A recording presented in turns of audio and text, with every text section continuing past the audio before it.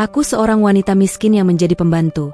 Tak disangka majikanku hobi tiduri pembantunya saat istrinya tak ada di rumah. Saat semua kebusukannya terbongkar, hal tak terduga pun terjadi.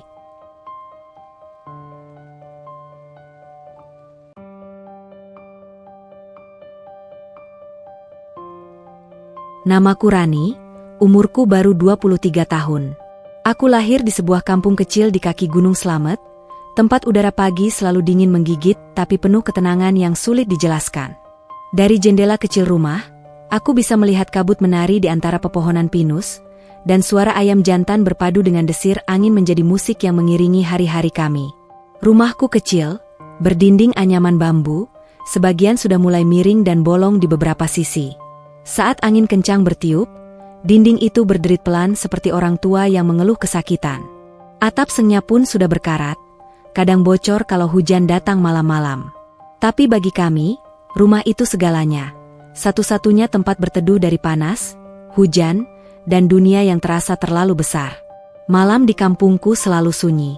Tak ada listrik di beberapa rumah, hanya lampu teplok kecil yang menerangi sudut ruangan. Suara jangkrik menjadi hiburan kami, menemani saat aku dan ibu duduk di dekat tungku, menghangatkan diri sambil bercerita seadanya. Dulu, ketika ayah masih hidup, suara jangkrik itu terdengar seperti lagu yang menenangkan. Tapi sejak ayah meninggal karena kecelakaan truk, suara yang sama justru terasa menyayat. Seolah setiap bunyinya mengingatkan pada kepergian yang tak akan kembali. Aku masih ingat jelas hari itu. Seorang tetangga datang tergesa-gesa, wajahnya pucat, napasnya tersengal. "Rani, cepat. Ayahmu," katanya dengan suara gemetar. Aku berlari tanpa alas kaki, menembus jalan becek di antara sawah. Tapi yang kutemukan hanya tubuh ayah terbujur kaku di pinggir jalan, tertimpa tumpukan kayu dari truk yang terguling. Sejak hari itu, hidupku dan ibu berubah total. Kami hidup pas-pasan, mengandalkan tenaga dan kesabaran. Ibu mencoba tetap kuat. Ia berjualan gorengan keliling kampung, tempe, tahu, pisang, dan kadang singkong rebus kalau minyak goreng sedang mahal. Setiap pagi ia berjalan dari rumah ke rumah sambil memanggul keranjang rotan di bahunya. "Gorengan, Bu, masih hangat." Suaranya selalu berusaha riang, meski batuknya sering menyela di tengah-tengah. Belakangan, batuk itu makin parah. Kadang malam-malam aku terbangun karena mendengar suara napasnya yang berat. "Bu, minum air dulu," kataku pelan sambil memegangi punggungnya. Ibu tersenyum lemah. "Nggak apa-apa, Nak. Nanti juga reda. Besok ibu masih harus jualan, kan?" Aku hanya diam. Aku tahu, kalau beliau berhenti jualan, kami tak punya apa-apa untuk dimakan. Tapi kalau terus dipaksa, tubuhnya semakin lemah. Beberapa kali aku mencoba mencari kerja di kota. Aku naik bus kecil ke Purwokerto, membawa map berisi surat lamaran yang kutulis tangan dengan huruf rapi. Aku datangi warung makan, laundry, dan rumah makan. Tapi jawaban mereka selalu sama. "Maaf, Dek, kami butuh yang minimal punya ijazah SMA." Setiap kali mendengar kalimat itu, hatiku seperti diremas. Aku memang cuma lulusan SMP, karena waktu ayah meninggal, aku harus berhenti sekolah demi bantu ibu. Kadang aku pulang ke rumah dengan langkah gontai, menatap sawah yang seolah mengejek nasibku sendiri. Suatu pagi, ketika aku sedang mencuci pakaian di belakang rumah, suara panggilan dari depan terdengar. "Rani, Rani." Aku menoleh. Itu Bu Darmi, tetangga sebelah rumah, membawa bakul sayur dan senyum lebar di wajahnya. Aku segera mengeringkan tangan di kain lusuh dan menyambutnya. "Iya, Bu. Ada apa?" "Rani, kamu masih mau kerja?" tanyanya sambil menurunkan bakulnya ke kursi bambu. Aku menatapnya dengan antusias. "Tentu mau, Bu. Ada kerjaan, ya?" Bu Darmi mengangguk. "Aku dengar dari keponakanku di kota. Ada rumah pengusaha kaya di Jakarta yang lagi cari pembantu. Gajinya lumayan besar, ada tempat tinggal dan makannya juga." Mataku langsung berbinar. "Besar itu seberapa, Bu?" Katanya 2,5 juta per bulan. Jawabnya sambil tersenyum. "Lumayan banget, kan? Buat kamu yang belum punya ijazah, itu rezeki besar." Aku terdiam, berusaha menghitung cepat di kepala. 2,5 juta, Jumlah yang bahkan belum pernah kupegang seumur hidupku. Dengan uang sebanyak itu, aku bisa beli obat untuk ibu, bayar hutang ke warung, bahkan menabung sedikit. Tapi kemudian kalimat Bu Darmi berikutnya membuatku ragu. Tapi katanya, banyak yang gak betah kerja di sana. Aku mengerutkan dahi. Maksudnya gak betah kenapa? Bu, kerjanya berat. Ya? Tanyaku polos. Entahlah, ia menjawab pelan sambil menatapku penuh arti.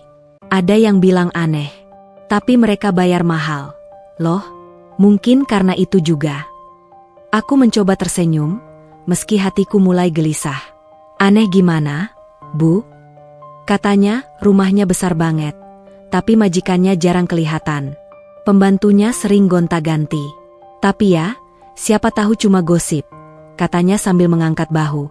Yang penting kamu kerja jujur. Kalau betah, kamu bisa bantu ibumu cepat sembuh. Kata-kata terakhir itu menembus hatiku lebih dalam dari apapun. Aku menatap ke arah kamar, tempat ibu sedang berbaring di kasur lusuh, tubuhnya kurus dan lemah. Suara batuknya terdengar lagi, pelan tapi menyayat. Aku berjalan mendekat, duduk di tepi kasur, lalu menggenggam tangannya yang dingin. Bu, panggilku lirih. Ibu membuka mata perlahan. Ya, Rani? Aku menatap wajahnya yang pucat, dan air mataku menetes tanpa bisa kutahan. Kalau aku kerja di Jakarta, ibu nggak apa-apa, kan? Aku janji bakal kirim uang. Ibu bisa beli obat yang bagus, nggak perlu capek jualan lagi. Ibu mengelus pipiku dengan tangan yang gemetar. Jakarta itu jauh. Nak, ibu takut kamu kenapa-kenapa di sana. Aku kuat, Bu. Aku harus berangkat. Demi ibu. Ia hanya menatapku lama, sebelum akhirnya mengangguk pelan. Kalau itu memang jalanmu, pergilah. Tapi ingat, jangan pernah lupa salat dan jangan percaya semua orang. Dunia di luar sana nggak selalu sebaik kampung kita. Aku memeluknya erat. Aku janji, Bu. Di luar, Bu Darmi masih menunggu, tampak sedikit haru melihat pemandangan itu. Jadi kamu mau, Rani? Tanyanya. Aku menatapnya dengan mata yang masih basah. Aku berangkat, Bu. Demi ibu, aku mau coba. 2 hari kemudian, subuh-subuh aku sudah berdiri di depan rumah, membawa satu tas kecil berisi pakaian seadanya, beberapa bungkus gorengan pemberian ibu, dan doa yang tak berhenti terucap di bibirnya. Ibu, aku pamit, ya. Ibu memelukku erat, seolah takut aku akan hilang kalau dilepas. Hati-hati di sana, Rani. Jangan lupa makan, jangan gampang percaya orang. Aku tersenyum meski tenggorokanku tercekat. Iya, Bu. Aku akan baik-baik saja. Saat bus ekonomi yang kutumpangi mulai bergerak meninggalkan terminal kecil di kaki Gunung Slamet, aku menatap keluar jendela. Sawah, gunung, dan kabut pagi perlahan menjauh. Seperti melarung masa laluku bersama udara dingin pegunungan. Bus berhenti perlahan di depan sebuah gerbang tinggi bertuliskan Green Orchid Residence. Dari balik jendela, mataku terpaku pada pemandangan yang belum pernah kulihat seumur hidup. Jalanan di dalam komplek itu begitu bersih dan sunyi, pepohonan tertata rapi, dan setiap rumah tampak seperti istana kecil dengan taman di depannya. Aku menelan ludah. Tanganku yang menggenggam tas lusuh mulai berkeringat. Jadi, ini tempatnya? Gumamku pelan, nyaris tak percaya. Pak Suyatno, lelaki paruh-baya yang menjemputku di terminal, menoleh sambil mengangguk singkat. Iya, ini perumahan tempat majikanmu tinggal. Jangan kaget. Ya, rumahnya besar. Mobil yang kami tumpangi berhenti di ujung jalan. Di sana berdiri sebuah rumah putih besar, 3 lantai, dengan pagar besi tinggi dan air mancur kecil di tengah halaman. Suara gemericiknya terdengar, bahkan sebelum kami turun dari mobil. Aroma bunga melati bercampur wangi rumput basah memenuhi udara pagi itu. Hatiku berdebar. Rumah itu terasa terlalu megah untuk dijadikan tempat kerja seorang gadis kampung sepertiku. Aku memeluk tas erat-erat, menatap jendela besar dengan tirai tebal di baliknya.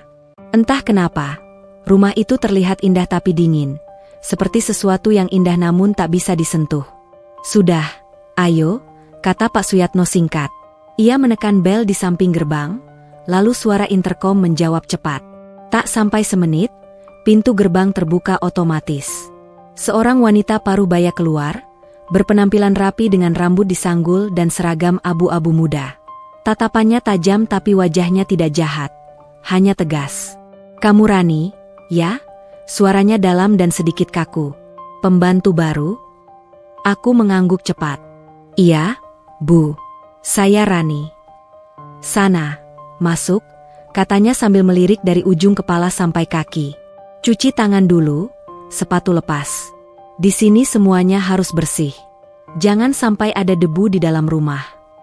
"Baik, Bu," jawabku pelan, menunduk. Begitu melangkah masuk, aku tertegun. Lantai marmernya berkilau, seolah baru dipoles setiap jam. Dinding-dindingnya putih bersih, dihiasi lukisan besar bergambar bunga anggrek. Udara di dalam rumah terasa sejuk dan harum, jauh berbeda dengan rumah di kampungku yang penuh aroma kayu dan tanah. Namun yang paling membuatku kagum adalah ukuran rumah ini. Ruang tamunya saja mungkin sebesar seluruh rumahku di kampung. Ada tangga besar melingkar di tengah ruangan, lampu gantung kristal menggantung di langit-langit, dan jendela-jendela tinggi membiarkan cahaya matahari masuk lembut. Aku sampai lupa bernapas. "Jangan bengong. Sini," kata Bu Rika, membuatku tersadar dari kekaguman. "Ikuti saya." Aku menuruti langkahnya melewati lorong panjang yang berujung ke dapur. Di sana, aku baru sadar ternyata banyak sekali orang. Ada 7 pembantu perempuan, 2 sopir yang sedang mengelap mobil dari luar jendela kaca, 1 tukang kebun yang lewat membawa pot bunga, dan seorang satpam yang berdiri tegak di dekat pintu belakang. Suasana di dalam rumah itu sunyi tapi sibuk. Semua orang tampak bekerja cepat, teratur, dan, anehnya, tak ada yang berani berbicara keras. Aku memperhatikan mereka dari sudut mata. Beberapa sempat melirikku, tapi tak ada yang menyapa lebih dulu. Seorang perempuan berwajah manis yang sedang mencuci piring hanya memberi senyum singkat, lalu kembali menunduk pada pekerjaannya. Bu Rika, wanita yang tadi menyambutku, memberi instruksi singkat dengan nada tegas. "Ini rumah besar. Aturannya sederhana, kerja cepat, jaga kebersihan, jangan banyak tanya. Kalau majikan datang, tundukkan kepala." "Paham?" "Paham, Bu," jawabku lirih. "Baik. Sekarang kamu ikut Siti, nanti dia tunjukkan kamar dan bagian tugasmu." Dari arah dapur, perempuan yang tadi tersenyum itu melangkah mendekat. Tubuhnya mungil, kulitnya sawo matang, dan matanya lembut. "Ayo, ikut aku," katanya pelan. Aku mengikutinya menaiki tangga belakang menuju lantai 2. Tangga itu lebih kecil dari yang di ruang tamu, mungkin memang dibuat untuk para pekerja. Setiap langkahku terasa berat, karena jantungku belum juga tenang. "Ini kamarmu," kata Siti, membuka pintu di ujung lorong. Kamarnya kecil, tapi bersih. Ada 1 ranjang besi, lemari kayu, dan kipas angin. "Terima kasih, Mbak," ucapku pelan. Siti tersenyum. "Panggil aja aku Siti." "Gak usah, Mbak. Kita sama-sama kerja di sini." "Kamu dari mana, Rani?" "Dari kaki Gunung Slamet, Mbak." Maksudku, Siti." Ia tertawa kecil. "Wah, jauh banget. Baru pertama kali ke Jakarta, ya?" Aku mengangguk malu. "Iya, rasanya kayak mimpi. Rumah ini besar sekali, aku sampai takut injak lantainya." Siti memandangku serius, lalu berbisik. "Ya, memang besar. Tapi hati-hati, ya. Kadang rumah besar nggak selalu nyaman." Aku menatapnya heran. "Maksudmu?" Siti hanya menggeleng pelan. "Nanti kamu juga tahu sendiri." Sebelum sempat aku bertanya lebih jauh, suara langkah sepatu terdengar dari lorong. Detaknya teratur dan keras. Semua orang yang tadi lewat langsung berhenti bicara. Bu Rika muncul lagi di depan kamar. "Rani, majikan sebentar lagi pulang. Kamu bantu Siti di ruang makan. Pastikan meja sudah siap sebelum jam 8. Dan satu lagi," matanya menatapku tajam, "jangan berani naik ke lantai 3 tanpa izin saya." Aku menunduk cepat. "Baik, Bu." Begitu Bu Rika pergi, aku berbisik pada Siti, "Kenapa nggak boleh ke lantai 3? Siti menatap ke arah tangga atas, lalu menjawab lirih, hampir tak terdengar. "Itu lantai majikan. Katanya, cuma Bu Ratna yang boleh ke sana." Aku merinding tanpa tahu kenapa. Ada sesuatu pada nada suaranya yang membuat dadaku dingin. Tapi aku buru-buru menepis perasaan aneh itu. Aku harus kerja, bukan sibuk menebak hal-hal aneh. Kami menuju dapur. Di sana, para pembantu lain sedang sibuk menata piring porselen, mengelap sendok garpu hingga berkilau. Tak satu pun yang bersuara lebih dari bisikan. Aku berusaha ikut membantu, menata gelas di meja panjang dengan hati-hati. Tapi karena gugup, satu gelas hampir tergelincir dari tanganku. Hati-hati, bisik Siti cepat, menahan tanganku. Maaf, aku belum biasa, ujarku gugup. Siti tersenyum lembut. Nggak apa-apa, nanti terbiasa. Di sini semua orang harus cepat belajar. Aku mengangguk. Tapi dalam hati, aku mulai merasa aneh. Kenapa rumah sebesar ini terasa begitu sunyi? Tak ada tawa, tak ada suara televisi, bahkan musik pun tidak. Hanya langkah kaki dan bunyi sendok garpu yang saling beradu. Saat aku menoleh ke jendela, kulihat taman yang luas di luar, bunga mawar, melati, anggrek, semua tumbuh indah. Tapi di tengah taman itu berdiri satu ayunan kayu, bergoyang pelan padahal angin sama sekali tidak berhembus. Aku mengerutkan kening. Siti yang melihat arah pandangku ikut menatap keluar, lalu cepat-cepat menepuk lenganku. Sudah, jangan lihat ke situ, bisiknya pelan. Ayo, lanjut kerja. Aku menatapnya heran. Kenapa, Sit? Ia menggeleng cepat, matanya berputar ke arah lorong seolah takut ada yang mendengar. Nanti aja aku cerita. Hari pertama di rumah besar itu terasa seperti mimpi yang tidak sepenuhnya indah. Dapurnya begitu luas, lengkap dengan kompor besar, kulkas 2 pintu, dan rak bumbu yang disusun rapi seperti di acara masak televisi. Tapi entah kenapa, udara di sana terasa dingin dan kaku. Tak ada yang benar-benar bicara kecuali perintah singkat. Aku berdiri di dekat meja potong, memotong wortel dan bawang dengan hati-hati. Di sebelahku, Mira sedang menumis bumbu, sedangkan Dewi mencuci piring sambil sesekali melirik ke arah pintu dapur. Dewi, tolong ambilkan kecap, pinta Mira tanpa menoleh. Young man. SSST. Mira langsung menatap tajam. Pelan. Kalau Bu Rika dengar suara keras, kita bisa dimarahi. Aku menelan ludah. Suasana itu membuatku tegang. Bahkan bunyi sendok jatuh saja membuat semua orang menoleh panik. Aku berusaha mencairkan suasana. Mira, kamu udah lama kerja di sini? Tanyaku pelan, mencoba ramah. Mira tidak langsung menjawab. Ia hanya menurunkan api kompor, menatap wajan yang mendesis. 3 bulan, jawabnya pendek. Oh, kalau Dewi. Baru 2 minggu, sahut Dewi dengan suara nyaris berbisik. Sebelum aku, katanya ada pembantu yang pulang tiba-tiba. Tengah malam katanya langsung kabur, ninggalin baju-bajunya di kamar. Aku menoleh kaget. Kabur? Kenapa? Mira memotong cepat. Dewi, udah, jangan ngomong yang aneh-aneh. Tapi benar, Mir, aku dengar sendiri dari Satpam Wito. Katanya. Dewi. Nada Mira meninggi sedikit, tapi tetap terkendali. Kamu mau kena semprot Bu Rika lagi? Dewi langsung diam. Suasana kembali sunyi, hanya suara sendok kayu mengaduk wajan yang terdengar.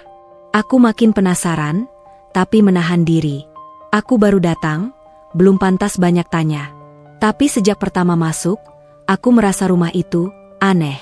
Terlalu sunyi untuk rumah sebesar ini. Dari ruang makan terdengar suara langkah sepatu hak tinggi, ritmis, teratur. Bu Lila, bisik Mira sambil buru-buru menata lauk di piring saji. Cepat, cepat, nanti dia turun. Aku membantu mengangkat piring besar berisi ayam bakar madu. Saat itu, untuk pertama kalinya aku melihat majikanku. Bu Lila turun dari tangga dengan anggun, mengenakan gaun panjang warna krem. Kulitnya putih, wajahnya cantik tapi dingin. Ada senyum di bibirnya, tapi entah kenapa senyum itu tak sampai ke mata. Semua sudah siap? Tanyanya lembut, tapi nada suaranya tegas. Sudah, Bu, jawab Mira cepat. Bagus. Ia berjalan mendekat, mengamati satu persatu hidangan. Tangannya berhenti di atas piring ikan goreng. Siapa yang goreng ini? Aku langsung mengangkat tangan. Saya, Bu.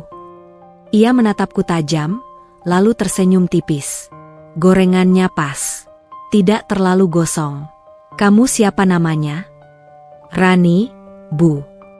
Baru, ya? Aku mengangguk gugup. Iya, Bu. Baik, Rani. Jaga kerapian, ya. Saya tidak suka pembantu yang ceroboh. Iya, Bu. Terima kasih. Ia berlalu menuju ruang makan. Begitu langkahnya menghilang, Mira langsung berbisik. Kamu beruntung, Bu Lila lagi mood bagus. Biasanya dia bisa marah cuma karena sendok salah taruh. Aku mengerutkan kening. Dia kelihatannya baik. Kok? Mira menggeleng pelan. Kamu baru pertama lihat. Tunggu aja. Tak lama kemudian, Pak Rudi datang. Suara pintu depan terbuka keras, disusul langkah berat. Suara itu berbeda dengan Bu Lila. Lebih keras, lebih penuh wibawa, tapi menakutkan entah kenapa. Lila, panggilnya dari ruang tamu. Kamu masak apa malam ini? Aku lapar.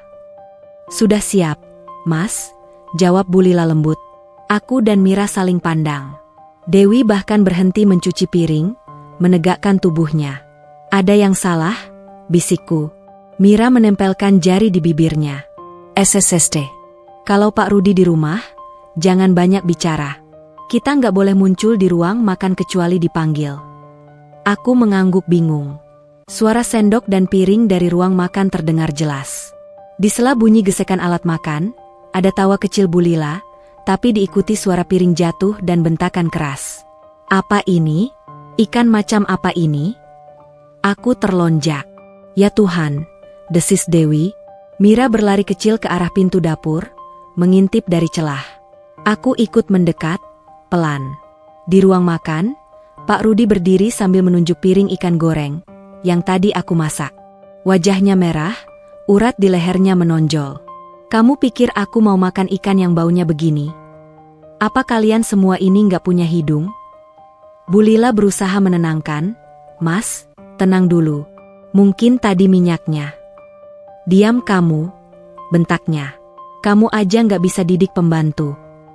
Aku menutup mulut, tubuhku bergetar. Mira menarik lenganku menjauh. Sudah kubilang, katanya cepat. Kalau dia marah, jangan kelihatan. Aku hampir menangis.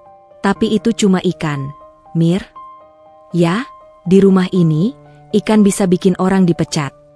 Beberapa menit kemudian, Bu Rika datang ke dapur dengan wajah datar. Siapa yang masak ikan goreng itu? Aku menelan ludah. Saya, Bu. Buang minyaknya. Ganti semua wajan besok pagi. Dan kamu, matanya menatapku tajam, besok bangun jam 4. Kebersihan dapur tanggung jawabmu. Iya, Bu. Ia pergi tanpa menoleh. Begitu pintu tertutup, Dewi memijat dadanya. Astaga, aku kira tadi kamu bakal langsung diusir. Aku duduk di kursi, gemetar. Padahal cuma ikan. Mira menepuk bahuku pelan. Di rumah ini, yang kecil bisa jadi besar. Yang benar bisa dibilang salah. Kamu cuma bisa bertahan kalau pura-pura nggak dengar, nggak lihat, dan nggak tahu apa-apa. Aku menatapnya, bingung. Maksudmu? Mira menatap kosong ke arah kompor yang masih panas. Rani, kamu belum tahu sisi gelap rumah ini. Kadang bukan cuma manusia yang bikin takut. Aku merinding. Mira, kamu bicara apa sih? Ia berdiri pelan, lalu berbisik di telingaku. Pernah ada pembantu yang nguping pertengkaran Pak Rudi dan Bu Lila. Besok paginya, dia demam tinggi dan ngigau katanya lihat, seseorang berdiri di dapur tengah malam. Aku menelan ludah. Seseorang? Katanya perempuan, rambutnya panjang, berdiri di dekat kompor, dan bisikannya sama kayak suara Bu Lila. Aku terdiam. Tidak tahu harus percaya atau tidak. Tapi dari wajah Mira yang pucat, aku tahu ia tidak sedang bercanda. Suasana dapur mendadak hening. Angin malam dari ventilasi meniup tirai, membuat sendok gantung berayun perlahan. Aku menarik napas dalam-dalam, mencoba menenangkan diri. Tapi bahkan setelah semua pekerjaan selesai dan aku hendak tidur malam itu, Suara bentakan Pak Rudi masih terngiang-ngiang di telinga. Seminggu sudah aku bekerja di rumah besar keluarga Pratama. Aku mulai hafal pola mereka, jam makan, suara mobil Pak Rudi setiap sore, bahkan langkah kaki Bu Lila yang lembut tapi tegas. Namun, meski sudah terbiasa, aku tidak bisa menepis perasaan ganjil yang selalu datang tiap malam.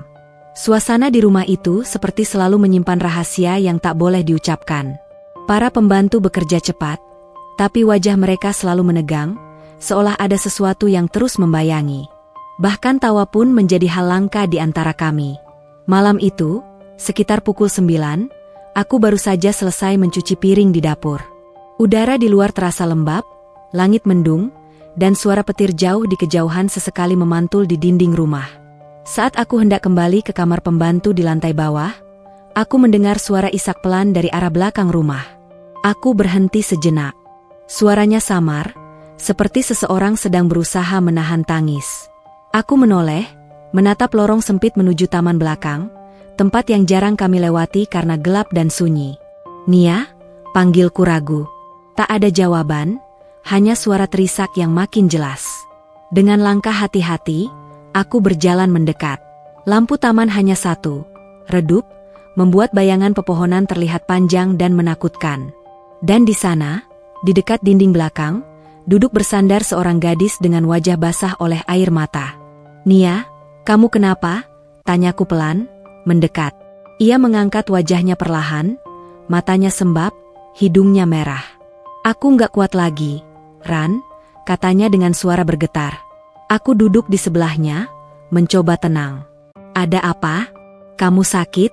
Atau dimarahin Bu Rika?" Dia menggeleng cepat. Bukan itu." "Lalu kenapa?" Ia menunduk, menggenggam tangannya erat-erat. "Aku mau keluar dari sini. Malam ini juga kalau bisa." Aku terkejut. "Keluar? Nia, kamu serius? Tapi kan gajimu baru aja mau cair minggu depan. Kamu mau kemana?" Air matanya kembali jatuh. "Aku nggak peduli uang, Ran. Aku cuma mau keluar dari rumah ini sebelum semuanya terlambat." "Terlewat? Maksudmu apa?" Ia menggigit bibirnya. Suaranya makin lirih, hampir tak terdengar. "Bapak, dia sering manggil aku ke ruang tamu malam-malam." Aku menatapnya tak percaya. "Pak Rudi?" Ia mengangguk perlahan. Awalnya cuma nyuruh ambil minum. Tapi lama-lama, tangannya suka pegang-pegang. "Aku takut, Ran." Aku merasa darahku berhenti mengalir sesaat. Ya Tuhan. Aku udah bilang ke Bu Rika, tapi tahu dia bilang apa. Nia menatapku dengan mata basah. "Jangan macem-macem, Nia. Kalau kamu fitnah majikan, bisa-bisa kamu yang diusir." Gitu katanya. Aku terdiam, dada sesak. "Terus kamu nggak cerita ke Bu Lila?" "Bilang aja ke ibu," katanya menirukan suaraku pelan. Lalu, ia menatap kosong. "Ibu nggak akan percaya, Ran. Semua yang ngomong malah diusir. Katanya, Bapak nggak mungkin kayak gitu, kalian aja yang salah paham." Aku menunduk. Rasanya ingin memeluknya, tapi aku tahu pelukan tak akan membantu. Rumah itu punya dinding tinggi, pagar kokoh, dan aturan yang kejam, terutama bagi kami yang hanya dianggap pelayan. "Terus kamu mau kemana?" tanyaku lirih. "Entahlah. Aku punya saudara jauh di Bekasi. Mungkin aku ke sana. Aku nggak peduli jalan kaki juga." Aku menatap wajahnya yang pucat, matanya yang kehilangan cahaya. "Tapi ini malam, Nia. Nanti kalau kamu ketahuan keluar, bisa bahaya. Aku lebih takut tinggal di sini." Aku tercekat. Tak tahu harus berkata apa. Beberapa detik kemudian, langkah kaki terdengar dari arah dapur. Kami berdua spontan berdiri. Nia mengusap air matanya cepat-cepat. "Siapa di situ?" Suara itu, berat, dingin, suara Bu Rika. Aku langsung panik. "Itu aku, Bu. Lagi buang air cucian." Bu Rika muncul di bawah cahaya lampu taman, wajahnya tajam seperti biasanya. Matanya langsung menatap Nia. "Kamu ngapain nangis?" "Enggak, Bu. Cuma kedinginan," jawab Nia terbata. "Cepat masuk. Jam segini belum di kamar juga." Besok kerja lagi, bukan main drama. Kami berdua menunduk. Setelah Bu Rika berlalu, Nia menarik napas panjang. Lihat, kan? Bahkan nangis pun dibilang drama. Aku menatapnya sedih. Kamu yakin mau pergi? Ia mengangguk pelan. Aku udah gak sanggup. Ran, kamu hati-hati, ya. Jangan pernah nurutin kalau bapak manggil kamu malam-malam. Aku menatapnya khawatir. Nia, jangan pergi malam-malam gini. Bahaya. Tapi dia hanya tersenyum tipis, menyeka air matanya. Aku gak punya pilihan. Malam itu, aku tak bisa tidur. Setiap suara angin yang berhembus dari jendela membuatku gelisah. Aku terus memikirkan kata-kata Nia. Tentang tangan Pak Rudi, tentang ancaman, tentang bagaimana semua orang memilih diam. Sekitar jam 2 pagi, aku mendengar suara langkah pelan di lorong belakang. Aku bangkit dari kasur, mengintip dari balik pintu kamar. Bayangan seseorang melintas, Nia. Ia membawa tas kecil, mengenakan jaket tipis, dan berjalan hati-hati menuju pintu samping. Aku hampir memanggilnya, tapi tak jadi. Tatapan terakhir yang ia lemparkan ke arahku cukup mengatakan semuanya, jangan hentikan aku. Aku menutup pintu, menunduk, dan berdoa dalam hati agar ia selamat. Namun, keesokan paginya, saat semua pembantu berkumpul di dapur, Bu Rika muncul dengan ekspresi datar. Nia sudah pulang kampung, katanya singkat. Pulang kampung? Aku bertanya, mencoba terdengar tenang. Tapi semalam dia dijemput keluarganya, potong Bu Rika tajam. Jangan banyak tanya. Fokus kerja kalian. Aku menatap lemari Nia di kamar. Masih ada bajunya. Handuknya masih tergantung di jemuran. Bahkan sepatu sandalnya masih di depan pintu. Aku tahu dia tidak pulang kampung. Dia menghilang. Hari-hari berikutnya terasa lebih berat. Dewi sering menatap kosong saat bekerja, Mira jadi lebih pendiam, dan Bu Rika makin sering memantau kami. Suatu sore, saat aku sedang menjemur pakaian di belakang, Dewi berbisik lirih tanpa menoleh. Ran, kalau kamu sempat, simpan uangmu baik-baik. Kita nggak tahu kapan harus pergi dari sini. Aku menatapnya, tapi Dewi sudah berlalu. Malam itu, sebelum tidur, aku duduk di tepi ranjang, menatap lemari kosong Nia. Di luar, angin berhembus kencang, dan entah kenapa aku bisa mencium aroma minyak rambut yang biasa dipakai Nia. Samar, tapi nyata. Lalu terdengar sesuatu. Ketukan pelan di jendela. Tok tok tok. Aku menahan napas. Sekali lagi, tok tok tok. Aku berdiri perlahan, menatap keluar jendela. Tapi yang kulihat hanya gelap dan bayangan pohon bergerak pelan. Siapa di sana? Suaraku bergetar. Tak ada jawaban. Lalu samar-samar suara lirih terdengar, seperti bisikan yang datang dari ujung taman. Ran, jangan percaya siapapun. Aku mundur satu langkah, jantungku berdetak kencang. Suara itu seperti milik Nia. Tapi bagaimana mungkin? Aku menatap kaca jendela sekali lagi. Dan di pantulan itu, di belakangku, kulihat bayangan perempuan berdiri, rambut panjang menutupi wajahnya. Aku menjerit kecil, menoleh cepat. Tapi tak ada siapapun di sana. Sore itu udara di rumah keluarga Pratama terasa lembab.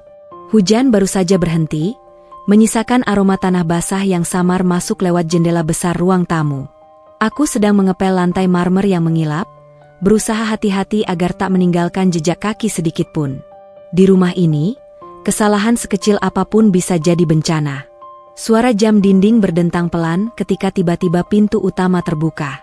Angin dingin masuk, diikuti langkah seseorang yang berat namun berwibawa. Aku spontan menoleh. Seorang pria berdiri di ambang pintu, mengenakan jas hitam rapi dan dasi abu-abu. Sepatunya mengilap, rambutnya disisir ke belakang, dan wajahnya terlalu tampan untuk ukuran pria parubaya. Tapi yang paling mencolok adalah tatapan matanya.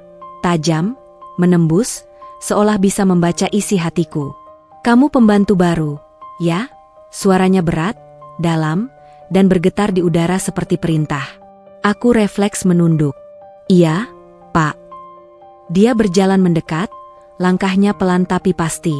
Aroma parfum maskulin menyusup ke udara, membuat napasku sesak. Namanya siapa? Tanyanya lagi. Rani, Pak. Rani?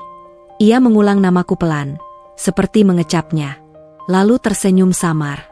Nama yang cantik, sama seperti wajahmu. Aku langsung menunduk lebih dalam, pura-pura sibuk memeras kain pel. Tapi jantungku berdebar keras, entah karena gugup atau takut. Terima kasih, Pak, sahutku cepat, mencoba menutup pembicaraan. Namun, langkahnya tidak menjauh. Ia berhenti tepat di depanku. Dari pantulan di lantai marmer yang licin, aku bisa melihat wajahnya yang memperhatikanku dengan tajam. Sudah berapa lama kamu kerja di sini? Baru 2 minggu, Pak. 2 minggu, HM. Ia menyelipkan tangan ke saku celana, masih menatapku. Kamu betah? Pertanyaan itu terdengar biasa, tapi entah kenapa nadanya membuat bulu kuduku meremang. Iya, Pak. Alhamdulillah. Ia terkekeh kecil, lalu menurunkan suaranya, kalau ada yang bikin kamu gak betah, bilang aja ke saya. Saya yang urus. Aku pura-pura tak paham maksudnya, hanya tersenyum sopan dan menunduk. Baik, Pak. Suasana hening beberapa detik. Lalu ia melangkah lagi, berhenti di dekat meja besar ruang tamu, melepaskan jasnya dan menggantungnya di kursi. Bu Rika mana? Beliau ke pasar, Pak. Belum pulang. Ia mengangguk pelan, kemudian duduk di sofa, membuka laptop. Tapi sesekali aku masih bisa merasakan tatapannya mengikuti gerakanku. Aku berusaha fokus pada pekerjaan. Mengepel, mengeringkan, menyeka debu di meja. Tapi setiap kali aku menunduk, aku tahu matanya belum berhenti menatapku. Setelah beberapa menit, ia menutup laptopnya. Rani. Aku langsung menegakkan badan. Iya, Pak. Ambilkan saya teh di dapur. Hangat, tanpa gula. Iya, Pak. Aku bergegas ke dapur. Tangan gemetar saat menuang air panas ke cangkir. Di sana, Mira memandangku aneh. Kamu kenapa, Ran? Bisiknya. Pak Rudi baru pulang. Jawabku lirih. Oh, Mira menunduk. Wajahnya berubah serius. Dia ngomong sama kamu? Aku mengangguk ragu. Iya, cuma nyuruh bikin teh. Mira menatapku lama, lalu mendekat dan berbisik. Kalau dia manggil lagi, jangan lama-lama di ruangan. Cepat keluar. Aku mengerutkan dahi. Maksudmu? Mira hanya menggeleng cepat. Pokoknya hati-hati. Aku tak berani bertanya lebih lanjut. Setelah teh siap, aku bawa ke ruang tamu. Langkahku hati-hati, cangkir bergetar di tanganku. Silakan, Pak, kataku sopan sambil menaruh cangkir di meja. Pak Rudi mengangguk. Terima kasih. Ia menatapku lagi, kali ini lebih lama dari sebelumnya. Kamu mirip seseorang. Aku terdiam, tak tahu harus menjawab apa. Mirip siapa, Pak? Ia menghela napas, bersandar di sofa. Dulu ada pembantu juga di sini. Namanya Nia. Kamu kenal? Tubuhku menegang. Pernah, Pak, tapi dia sudah pulang kampung, kata Bu Rika. Pak Rudi tersenyum samar, tapi tatapan matanya dingin. Iya, pulang kampung. Ia mengucapkannya dengan nada yang membuatku merinding. Sudah, kamu lanjut kerja, katanya akhirnya, menyesap tehnya pelan. Tapi jangan terlalu rajin, nanti capek. Aku buru-buru membungkuk sedikit dan berjalan menjauh. Tapi saat aku melewati cermin besar di dekat pintu, aku melihat dari pantulan kaca, Pak Rudi masih menatap punggungku. Tatapannya bukan sekadar perhatian seorang majikan pada pembantunya. Ada sesuatu yang lain di sana, sesuatu yang membuat perutku terasa mual. Malam harinya, aku cerita ke Mira di kamar. Mir, tadi Pak Rudi pulang. Dia aneh. Mira yang sedang melipat baju berhenti. Aneh gimana? Tatapannya. Aku nggak nyaman. Mira menarik napas panjang. Sekarang kamu tahu kenapa banyak yang nggak betah di sini. Aku menatapnya khawatir. Kamu maksudnya, dia suka ganggu. Mira menatap ke arah pintu, memastikan tak ada siapapun di luar, lalu menunduk. Kadang, kalau Bu Lila lagi keluar kota, ada yang dipanggil ke ruang tamu. Katanya cuma disuruh bantu kerjaan. Tapi besoknya, Yang dipanggil pasti minta pindah kerja. Aku tercekat. Kamu yakin? Mira mengangguk pelan. Tanya aja Dewi. Dia pernah hampir, suaranya mengecil, tapi berhasil kabur sebelum apapun terjadi. Aku memeluk lutut, tubuhku bergetar. Jadi, yang Nia bilang itu benar. Benar. Tapi di rumah ini, kebenaran bukan hal yang aman buat diomongin. Hening panjang menyelimuti kamar.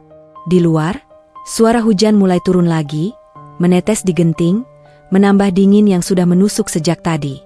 Beberapa saat kemudian, Dewi masuk dengan wajah letih. Ia baru selesai menyetrika. Ngomongin apa kalian? Aku menatapnya ragu, tapi Mira menjawab pelan. Pak Rudi. Dewi langsung berhenti di tempat, wajahnya menegang. Dia pulang? Aku mengangguk. Dewi menatap kosong ke dinding. Kalau dia pulang, aku gak pernah bisa tidur tenang. Aku memandanginya. Kamu pernah. Dewi memotong cepat. Gak usah bahas. Cukup tahu aja. Kalau malam dan kamu dengar langkah di lorong, jangan buka pintu. Biarkan aja lewat. Aku merinding mendengarnya. Kenapa? Karena kalau kamu buka pintu, suaranya nyaris berbisik, mungkin bukan cuma dia yang datang. Aku menatapnya bingung, tapi wajah Dewi tampak pucat ketakutan. Maksudmu apa? Dewi menelan ludah, lalu menatap jendela kecil di atas ranjang. Nia bukan pembantu pertama yang hilang, Ran. Sebelum dia, ada satu lagi. Dan sejak malam itu, kadang aku dengar suara perempuan nangis di ruang tamu, tepat di kursi tempat Pak Rudi biasa duduk. Aku terdiam. Tidak tahu harus mempercayainya atau tidak. Tapi malam itu, saat semua sudah tidur dan rumah tenggelam dalam keheningan, aku benar-benar mendengar sesuatu. Suara langkah sepatu laki-laki di lorong, perlahan, berat, dan berhenti tepat di depan pintu kamarku. Aku menahan napas, memejamkan mata rapat-rapat. Lalu terdengar suara rendah, nyaris seperti bisikan. Rani, kamu belum tidur. Aku menggigil. Itu suara yang sama. Suara Pak Rudi. Tanganku gemetar memegang selimut. Aku pura-pura tak mendengar, berharap dia pergi. Tapi suara itu datang lagi, lebih pelan tapi jelas. Buka pintunya, Rani. Aku menutup telinga, menahan napas sekuat tenaga. Sampai akhirnya langkah itu perlahan menjauh. Malam itu, aku sadar satu hal, ketakutan yang dulu diceritakan Nia bukan sekadar gosip. Malam itu udara di rumah besar itu terasa lebih dingin dari biasanya. Angin dari taman depan menembus celah jendela dapur, membuat lampu neon yang menggantung bergoyang pelan. Aku, Mira, dan Dewi baru saja selesai membersihkan piring dan gelas makan malam. Saat itulah langkah kaki terdengar mendekat. Tepat, berat, dan berirama. Semua langsung terdiam. Bu Rika muncul di ambang pintu, mengenakan seragam abu-abu khas kepala rumah tangga, rambutnya disanggul rapi, wajahnya dingin seperti tak mengenal lelah. Ia menatap kami satu persatu sebelum akhirnya pandangannya berhenti padaku. Rani, sini kamu. Aku menghapus sisa air di tanganku dan berjalan mendekat. Iya, Bu. Dia menyilangkan tangan di dada. Kamu kan baru di sini, jadi dengar baik-baik. Rumah ini punya aturan sendiri. Kalau kamu mau kerja lama dan digaji penuh, kamu harus patuh. Aku mengangguk cepat, berusaha terlihat sopan. Iya, Bu. Saya nurut kok. Namun pandangan Bu Rika tak melunak sedikit pun. Ia malah mendekat, suaranya menurun seperti sedang memberi rahasia. Kalau Ibu Lila pergi, kamu jangan keluar rumah tanpa izin. Kalau Bapak manggil, kamu harus datang. Temani makan, ngobrol, apapun. Tapi jangan menolak, paham? Aku mengerutkan kening. Temani ngobrol, Bu? Ya, jawabnya pendek. Kadang Bapak kesepian. Kalau kamu dipanggil, ya datang aja. Jangan banyak alasan. Tapi, Bu, saya kan pembantu. Masa saya harus ngobrol sama majikan? Takut salah ngomong. Bu Rika menatap tajam, membuatku tanpa sadar melangkah mundur. Rani, di sini kamu cuma kerja, bukan berpikir. Kalau kamu banyak komentar, nanti malah nyusahin diri sendiri. Aku menunduk. Iya, Bu. Suasana di dapur membeku. Mira pura-pura sibuk mengelap meja, sementara Dewi menunduk dalam-dalam, seolah tak ingin ikut campur. Setelah memberi peringatan terakhir, Bu Rika meninggalkan dapur begitu saja. Begitu pintu tertutup, aku langsung menatap Mira. Maksudnya apa sih, Mira? Kok aturannya aneh banget? Mira menatapku sebentar, lalu menurunkan suaranya hingga nyaris berbisik. Sudah kubilang dari awal, Ran, rumah ini bukan tempat yang bisa kamu pahami. Ada hal-hal yang lebih baik gak kamu tahu. Hal-hal kayak apa? Desakku. Udah, jangan tanya. Yang penting kamu hati-hati. Kalau malam, kunci pintu kamarmu rapat-rapat. Loh, kenapa? Emang? Belum sempat aku melanjutkan, Dewi menatapku tajam dan menyikut lenganku pelan. SSST. Jangan bicara keras-keras. Tembok di sini tipis. Semua bisa kedengaran. Aku menelan ludah. Suara jantungku mulai tak beraturan. Aku cuma pengen tahu, Dew, biar aku nggak salah langkah. Dewi menatapku lelah. Pokoknya, jangan tanya banyak. Yang udah lama di sini aja nggak berani ngomong. Setelah itu, mereka berdua saling pandang, lalu sibuk membereskan alat dapur tanpa sepatah kata pun. Aku berdiri mematung di tengah dapur yang kini terasa mencekam. Suara sendok bertemu piring, bunyi air dari keran, semuanya seolah bergema lebih keras dari biasanya. Malam semakin larut. Aku masuk ke kamar pembantu yang berisi 4 ranjang tingkat. Mira sudah terlelap, Dewi memunggungi dinding. Aku masih terjaga, memandangi langit-langit kamar yang mulai berdebu. Pikiran tentang aturan aneh itu terus berputar di kepala. Kenapa aku harus menuruti kalau Pak Rudi memanggil malam-malam? Bukankah tugasku cuma bersih-bersih dan bantu di dapur? Kenapa Bu Rika seolah menyembunyikan sesuatu? Kurai foto ibu dari dompet lusuhku. Ibu tersenyum lembut, wajahnya pucat tapi penuh kasih. Aku mengusapnya perlahan, mencoba mengingat suara lembutnya. Bertahanlah, Ran. Demi ibu, gumamku lirih. Saat hendak memejamkan mata, terdengar suara langkah di luar kamar. Pelan tapi pasti, mendekat ke arah pintu. Aku menahan napas. Suara itu berhenti tepat di depan kamarku. Gagang pintu bergetar perlahan, seolah seseorang mencoba membukanya. Aku menegakkan tubuh, menatap pintu dengan mata membulat. Tangan gemetarku mencari kunci kecil yang tergantung di sisi pintu, lalu memutarnya dengan cepat. Klik. Sunyi. Beberapa detik berlalu. Langkah itu menjauh, perlahan sampai akhirnya hilang di ujung koridor. Aku menggigit bibir, menatap Mira yang masih pura-pura tidur. Mira, kamu dengar? Bisikku. Mira bergumam tanpa membuka mata. Diam aja. Jangan keluar. Itu biasa. Biasa? Tanyaku tak percaya. Dia akhirnya menoleh, menatapku dalam kegelapan.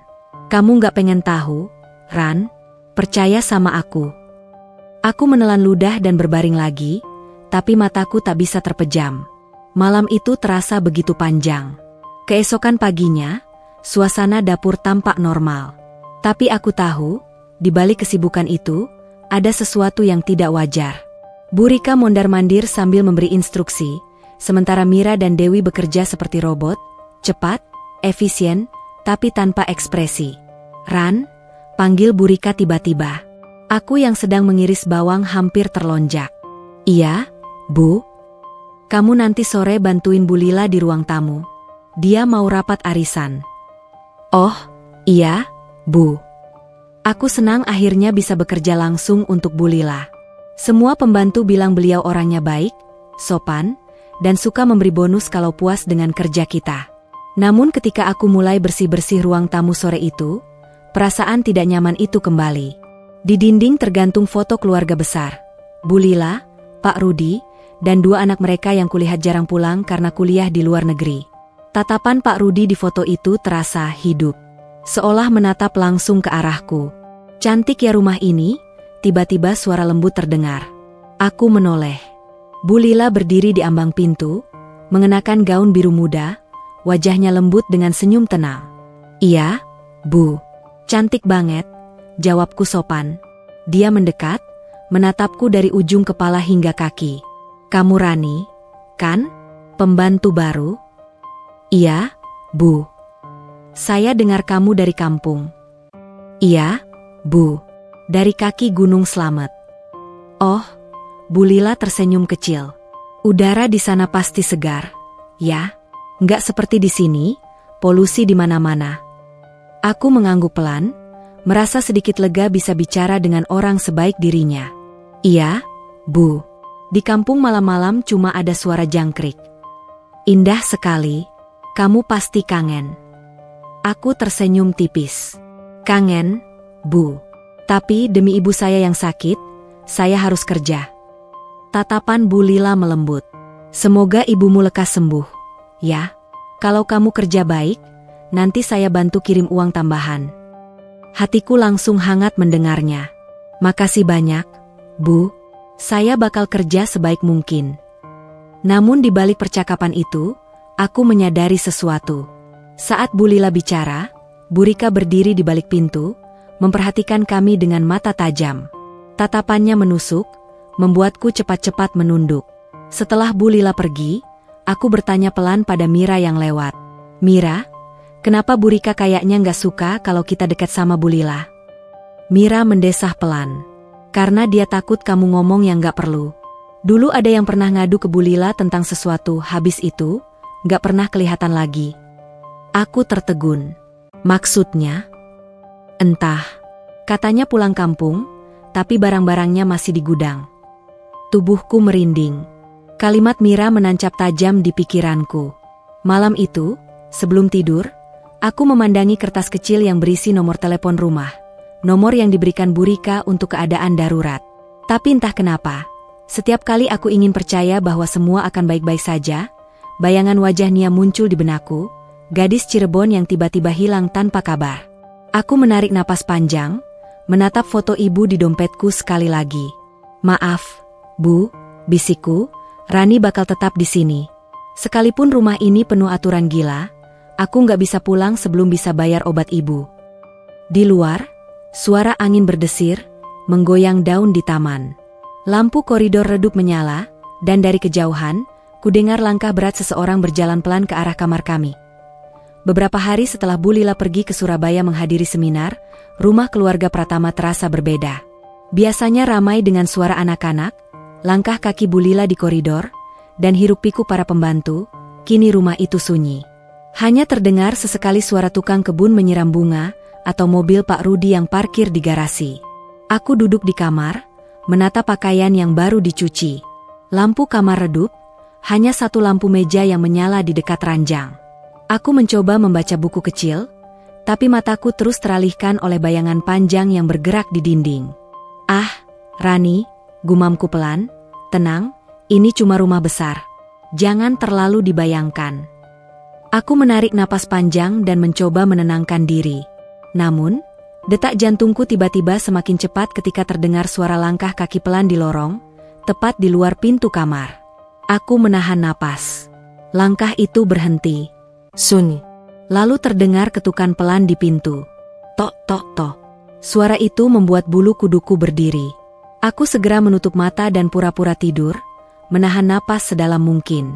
"Rani, buka pintunya. Ini Bapak." Aku menelan ludah. Suara itu jelas, familiar, dan menakutkan. "Pak Rudi." Aku menegakkan sedikit tubuh, tapi buru-buru menunduk lagi. Pura-pura tidur. Tanganku menempel di selimut, gemetar.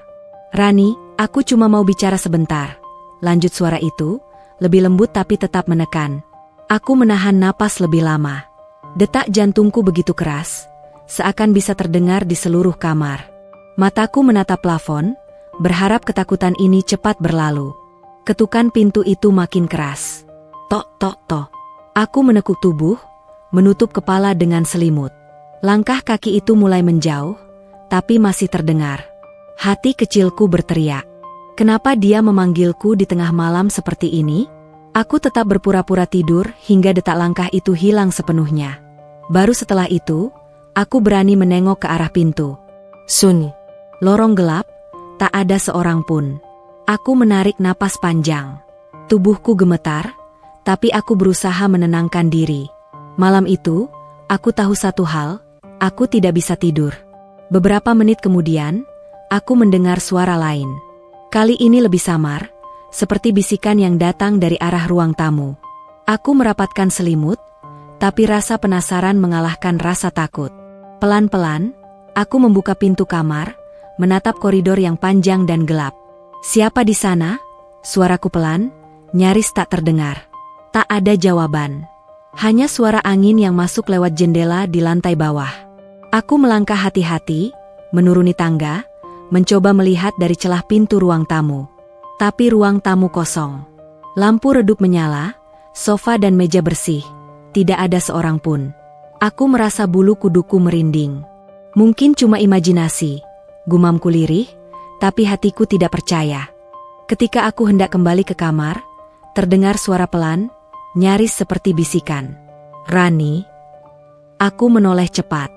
Tidak ada siapapun, tapi suara itu seperti menempel di telingaku, membuat seluruh tubuhku gemetar. Aku berlari pelan ke kamar, menutup pintu, dan mengunci ganda. Duduk di tepi ranjang, aku menarik napas panjang, mencoba menenangkan diri. Namun rasa takut terus menghantuiku. Bayangan Pak Rudi yang menatapku malam itu masih membekas di mata, tatapannya yang tajam dan penuh tekanan. Malam itu, aku tidak bisa tidur. Setiap suara dari luar, langkah kaki tukang kebun yang pergi terlalu larut, angin yang menimbulkan suara derit di jendela, atau bahkan tetesan air dari atap seng, semuanya terdengar menakutkan. Aku memandangi kamar yang gelap. Bayangan lemari, ranjang, dan lampu meja yang redup tampak seperti bergerak sendiri. Aku menarik selimut lebih rapat, berusaha menahan napas agar tidak terdengar. Beberapa kali aku hampir tertidur. Tapi setiap kali pikiran tentang ketukan pintu dan suara bisikan itu muncul, jantungku kembali berdegup kencang. Aku terus memikirkan Nia, gadis Cirebon yang hilang. Apakah malam seperti ini juga yang membuatnya pergi? Air mata menetes tanpa kusadari. "Ibu, kalau aku nggak kuat, jangan marah ya," bisikku pelan, menatap foto ibu di dompet yang kusembunyikan di bawah bantal. "Aku harus kuat, demi obatmu, demi hidup kita." Beberapa jam kemudian, suara hujan mulai turun, menambah kesunyian malam. Aku tetap di tempat tidur, tak berani menggerakkan tubuh terlalu banyak. Lampu meja redup, bayangan menari-nari di dinding. Aku menutup mata, tapi tetap mendengar setiap suara. Napasku terdengar keras di telingaku sendiri. Telingaku begitu sensitif terhadap langkah kaki yang datang dari lantai atas atau koridor. Di tengah malam yang mencekam itu, aku sadar satu hal. Rumah ini tidak hanya besar, tapi juga penuh rahasia gelap. Dan malam itu, aku tahu aku baru saja merasakan sedikit dari sisi gelap rumah keluarga Pratama yang selama ini membuat para pembantu pergi atau menghilang. Aku menahan napas, berharap pagi segera datang. Tapi rasa takut itu tetap menempel. Seperti bayangan yang tak bisa dihapus, menunggu untuk menghadapi malam berikutnya. Malam itu, aku belajar satu hal. Di rumah ini, tidak ada rasa aman bagi pembantu, apalagi bagi yang baru seperti aku. Pagi itu, setelah sarapan seadanya di dapur bersama Mira dan Dewi, aku memutuskan untuk mencari pembantu yang paling senior di rumah ini, Mbak Lastri. Dia sudah bekerja lebih dari 10 tahun di keluarga Pratama, dan semua pembantu muda selalu menatapnya dengan hormat sekaligus takut. Aku menunggu sebentar di belakang rumah, di dekat gudang yang biasanya digunakan Mbak Lastri untuk menyetrika dan menyimpan alat-alat kebersihan. Suara setrika terdengar lembut, diikuti bunyi kain yang digosok. "Ada Mbak Lastri?" tanyaku hati-hati. Dari balik tirai, seorang wanita berumur sekitar 50-an menoleh. Rambutnya mulai memutih, wajahnya tampak lelah tapi mata tajam menatapku. "Iya, kamu siapa?" "Rani, Mbak." "Pembantu baru," jawabku sopan. "Boleh bicara sebentar?" Mbak Lastri menghela napas panjang. "Baiklah, tapi cepat saja. Waktu saya terbatas." Kami duduk di lantai belakang, di antara rak-rak yang berisi ember, kain pel, dan alat kebersihan lainnya. Aku menatap matanya serius. "Mbak, aku mau tanya, kenapa semua pembantu muda di sini cepat keluar?" tanyaku pelan. "Aku dengar Nia juga hilang setelah beberapa minggu kerja. Ada yang aneh di rumah ini?" Mbak Lastri menatap ke arah jendela, memastikan tidak ada yang mendengar. Suaranya turun pelan, nyaris seperti bisikan. Kamu belum tahu, ya? Dulu, banyak yang hilang. Katanya kabur, tapi nggak pernah pulang kampung. Keluarganya nggak bisa hubungi dia sama sekali. Aku tercekat. Hilang? Maksudnya benar-benar menghilang? Lastri mengangguk perlahan. Iya, dulu aku juga hampir saja pergi, tapi untungnya bisa kabur sebelum terjadi apapun. Tapi sebagian besar, mereka tak pernah kembali. Aku menelan ludah. Tubuhku gemetar. Apa maksud Mbak? Kenapa bisa begitu? Lastri menunduk, menatap tangan yang sedang ia lipat di pangkuannya. Rumah ini punya aturan yang tak tertulis. Banyak hal yang dilakukan Bapak dan Bu Rika, tapi tidak boleh diketahui pembantu muda. Kalau kamu banyak tanya, bisa-bisa dianggap memberontak. Dan kamu tahu sendiri, yang memberontak biasanya cepat hilang. Hilang, artinya? Suaraku nyaris tak terdengar. Lastri menoleh ke arahku dengan mata yang menatap dalam. Kamu harus hati-hati, Rani. Jangan pernah berada di ruangan sendirian dengan Pak Rudi malam hari. Jangan pernah ikut keluar rumah saat Bu Lila tidak ada. Jangan pernah menanyakan hal-hal yang seharusnya tidak kamu tahu. Aku merinding mendengar kata-katanya. Tapi, aku harus bagaimana? Mbak, aku butuh uang untuk pengobatan ibu. Lastri tersenyum pahit. Itulah dilema yang kamu hadapi. Kamu bisa bertahan kalau disiplin, patuh, dan tidak penasaran. Tapi kalau rasa ingin tahumu terlalu besar, rumah ini akan menelanmu, Rani. Aku menarik napas panjang, menatap wajah Lastri. Tapi, aku nggak mengerti kenapa semua itu harus begitu. Bukankah kami di sini cuma pembantu? Lastri menggeleng pelan. Di sini, pembantu bukan hanya bekerja. Kita dipantau, dikontrol, dan kadang dimanfaatkan. Banyak yang datang dengan niat baik, tapi lama-lama mereka terjebak. Percaya sama aku, Rani, aku sudah melewati semua itu. Aku menggigit bibir. Semua yang dikatakan Lastri mengingatkanku pada malam-malam yang membuatku takut, pada ketukan pintu kamarku, dan suara bisikan yang menyeramkan. Mbak, aku takut, bisikku jujur. Kalau sesuatu terjadi, aku nggak tahu harus lari kemana. Lastri meletakkan tangannya di bahuku. Aku mengerti, tapi kamu harus kuat. Fokus pada tugasmu, jangan banyak bertanya, jangan banyak bicara. Kalau kamu bisa bertahan 1 bulan pertama, kamu punya kesempatan untuk selamat. Aku menelan ludah lagi. 1 bulan, rasanya seperti waktu yang tak terbayangkan panjangnya, tapi aku tahu aku tak punya pilihan lain. Pengobatan ibu menuntut keberanianku. Kamu benar-benar harus hati-hati, Rani. Banyak yang dikira aman tapi sebenarnya jebakan. Dan percayalah, Pak Rudi bukan orang yang mudah ditebak. Kadang dia manis, kadang dingin, tapi selalu membuat pembantu takut. Aku menatapnya. Mbak, aku dengar suara malam itu, langkah Pak Rudi di lorong, ketukan pintu kamarku. Itu biasa terjadi. Lastri menghela napas panjang. Itu bagian dari permainan dia. Buat pembantu ketakutan, bikin kita patuh. Semua yang hilang, sebagian besar karena takut dan mencoba melawan atau bertanya terlalu banyak. Aku menunduk, menatap lantai. Aku nggak tahu apakah aku bisa bertahan, Mbak. Lastri tersenyum tipis. Kalau kamu bisa fokus, disiplin, dan tak terlalu ingin tahu, mungkin kamu bisa bertahan. Ingat, yang penting adalah hidupmu selamat, Rani. Uang itu penting, tapi nyawa lebih penting. Aku mengangguk perlahan. Aku akan berusaha, Mbak, demi ibu. Lastri menepuk pundakku sekali. Bagus. Dan jangan lupa, selalu ada teman di sini. Mira dan Dewi bisa dipercaya, tapi jangan ceritakan semua hal, apalagi yang kita bahas sekarang. Ini rahasia rumah, Rani. Aku menelan kata-kata yang ingin kuucapkan. Aku tahu, rahasia itu terlalu berat untuk dibawa ringan. Terima kasih, Mbak. Aku senang bisa bicara sama Mbak. Bisikku pelan.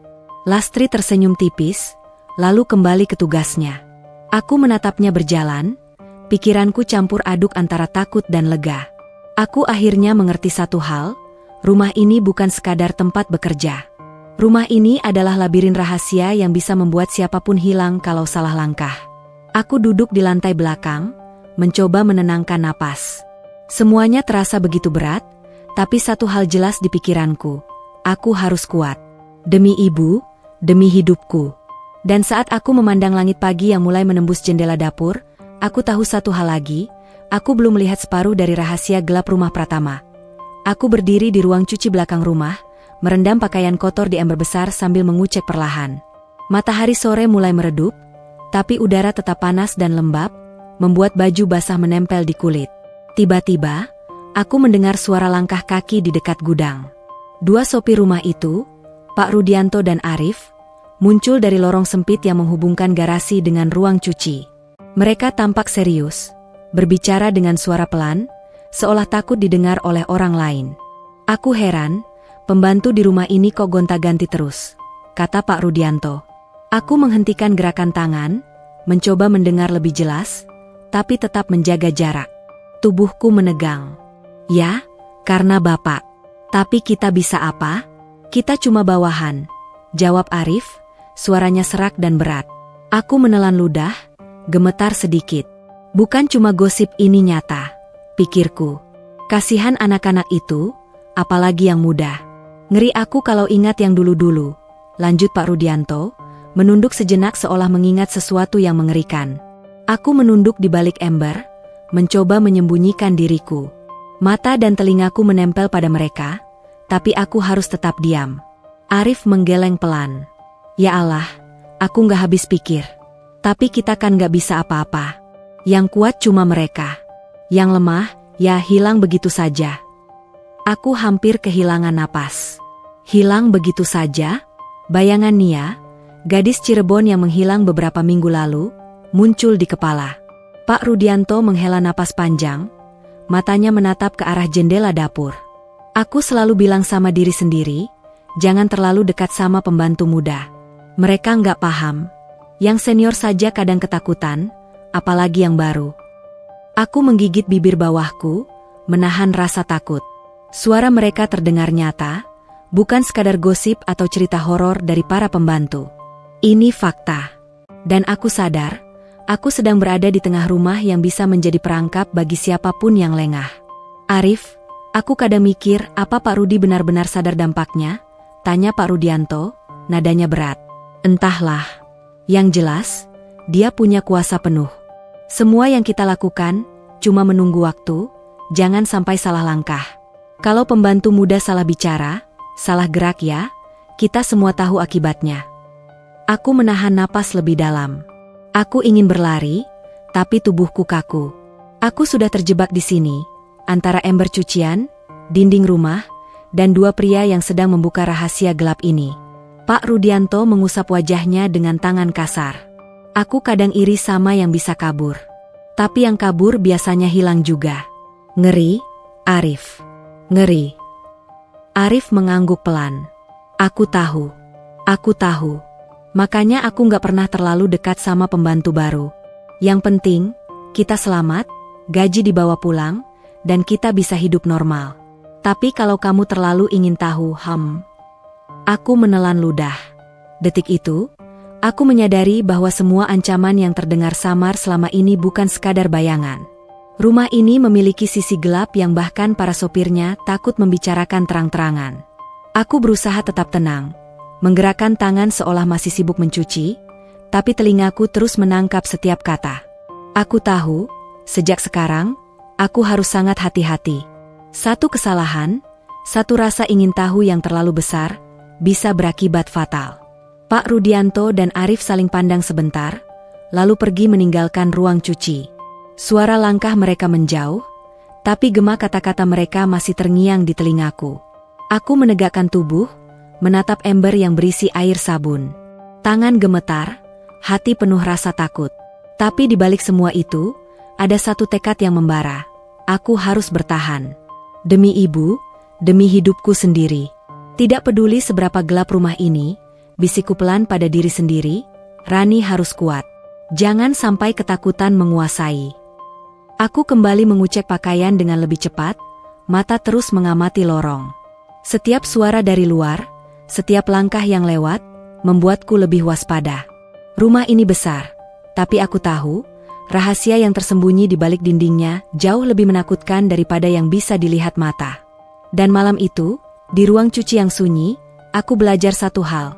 Kadang, kebenaran terdengar di bisikan orang-orang yang tak punya kuasa. 2 malam kemudian, rumah keluarga Pratama masih sepi.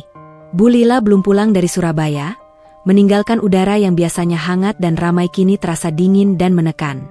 Aku sedang menjemur handuk basah di belakang rumah, menekuk tubuh di bawah terik lampu taman, berusaha menjemur secepat mungkin sebelum malam benar-benar tiba. Tiba-tiba, aku merasakan sesuatu menyentuh bahuku. Tubuhku kaget, jantung berdegup kencang. Aku menoleh perlahan. Sendirian, ya? Suara itu berat, rendah, namun ada nada menggoda di dalamnya. Aku menelan ludah. Napasku tersengal. Pak Pratama berdiri terlalu dekat. Mata tajamnya menatapku tanpa berkedip. Aroma parfum mahalnya menyergap indera penciumanku, membuat pusing dan takut bercampur. Saya mau masuk, Pak, jawabku hati-hati, tetap menjaga jarak. Sebentar saja, katanya sambil melangkah mendekat, menyingkirkan jemuran dengan gerakan santai namun menegangkan. Kamu tahu nggak? Kamu ini pembantu paling menarik yang pernah kerja di sini. Aku menelan ludah lagi, hatiku berdebar tidak karuan. Maaf, Pak. Saya harus lanjut kerja. Suaraku terdengar gemetar. Pak Pratama tertawa pelan, terdengar seperti gurauan tapi menusuk. Kamu seperti pembantu yang dulu bilang begitu. Sekarang dia entah kemana. Aku merasa dingin menyelimuti tubuhku. Jantungku seperti ingin meloncat dari dada. Ingatan tentang Nia, gadis Cirebon yang hilang, dan bisikan Mbak Lastri, terbayang jelas. Pak, tolong jangan. Suaraku hampir tak terdengar, tapi cukup untuk menahan langkahnya sebentar. Dia mencondongkan tubuh sedikit, menatap mataku langsung. Tenang saja, aku cuma ingin ngobrol. Kamu jangan takut. Tapi aku tahu, rasa takut itu tidak bisa hilang. Ketegangan di tubuhku begitu nyata. Aku merasa setiap otot tegang, tangan gemetar menahan napas. Aku nggak takut, Pak. Aku memaksa terdengar tegas, meski suara serak dan napasku cepat. Tolong biarkan saya bekerja. Pak Pratama tersenyum tipis, hampir mengejek. Kamu tahu, banyak pembantu di sini yang bilang bisa menolak. Tapi nyatanya, yang menolak, entah kemana mereka sekarang. Aku menelan ludah. Kata-katanya menakutkan, bukan sekadar ancaman kosong. Rasanya seperti seluruh tubuhku membeku. Pak, saya harus masuk, ujarku lagi, suara lebih tegas kali ini. Aku memutar badan dan berlari masuk rumah. Tanganku gemetar, napasku berat. Sesampainya di ruang belakang rumah, aku langsung menutup pintu dan menguncinya. Napasku masih tersengal, tanganku menempel di dada, mencoba menenangkan diri. Aku menoleh ke arah jendela dapur, berharap tidak ada yang melihatku. Suasana rumah terasa hening, hanya terdengar suara angin dan daun bergesekan di taman. Tapi rasa takut itu tetap ada, seperti bayangan yang menempel di kulitku. Aku duduk di kursi, menekuk lutut, kepala menunduk, dan mencoba mengatur napas. Pikiran tentang malam-malam sebelumnya, ketukan pintu kamarku, dan bisikan Pak Rudi di koridor kembali membanjiri kepalaku. Kenapa semua ini terjadi padaku? Bisikku dalam hati. Aku hanya ingin bekerja dan membantu ibu. Kenapa harus seperti ini? Tiba-tiba terdengar suara langkah di koridor, pelan, tapi pasti. Aku menegakkan tubuh, jantung berdegup lebih kencang. Langkah itu semakin dekat, dan aku tahu siapa itu sebelum terdengar suaranya. Rani, suara Pak Pratama terdengar dari balik pintu dapur, rendah dan menggoda. Aku menahan napas, tubuhku menempel ke kursi. Pak, tolong jangan ganggu saya lagi, ucapku pelan, suaraku hampir tak terdengar. Dia tertawa pelan. Tenang saja, aku cuma ingin memastikan kamu baik-baik saja. Jangan takut sama aku. Aku menggigit bibir, menahan air mata. Pak, saya hanya ingin bekerja dan pulang ke kamar. Tolong biarkan saya sendiri. Pak Pratama melangkah masuk ke dapur.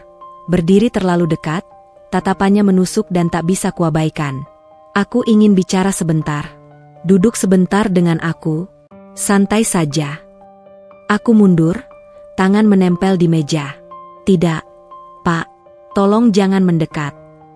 Dia tersenyum, hampir menyeringai. Kamu tahu, semua pembantu baru biasanya seperti ini. Takut, gemetar, tapi tetap harus patuh. Aku menelan ludah. Rasanya seluruh tubuhku membeku. Tapi aku tahu aku harus melawan rasa takut itu. Aku mengatur napas, berusaha terdengar tegas. Pak, saya bukan pembantu yang bisa dimainkan. Tolong jangan ganggu saya lagi. Saya hanya ingin bekerja. Demi ibu saya, ucapku dengan suara serak tapi berusaha tegas. Matanya menatapku lama, lalu dia mengangguk pelan, seolah menilai keberanianku. Menarik. Kamu berbeda dari yang lain. Aku menunduk, mencoba tetap diam, berharap dia segera pergi. Tapi ketegangan di ruangan itu masih terasa.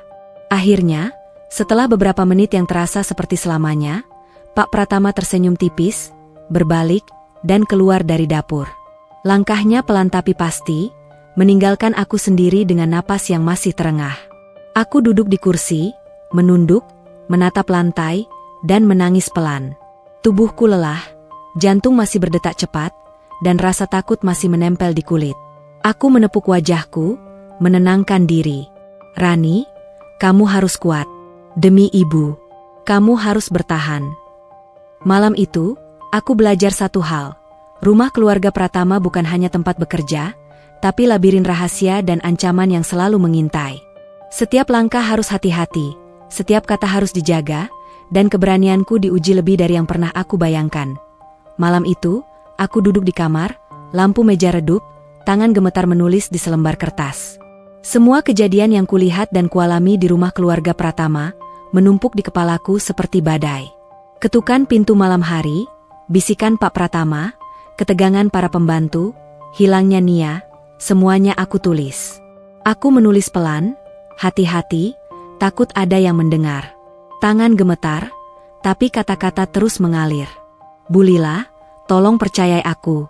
Aku hanya ingin bekerja, tapi banyak hal yang terjadi di sini, tulisku.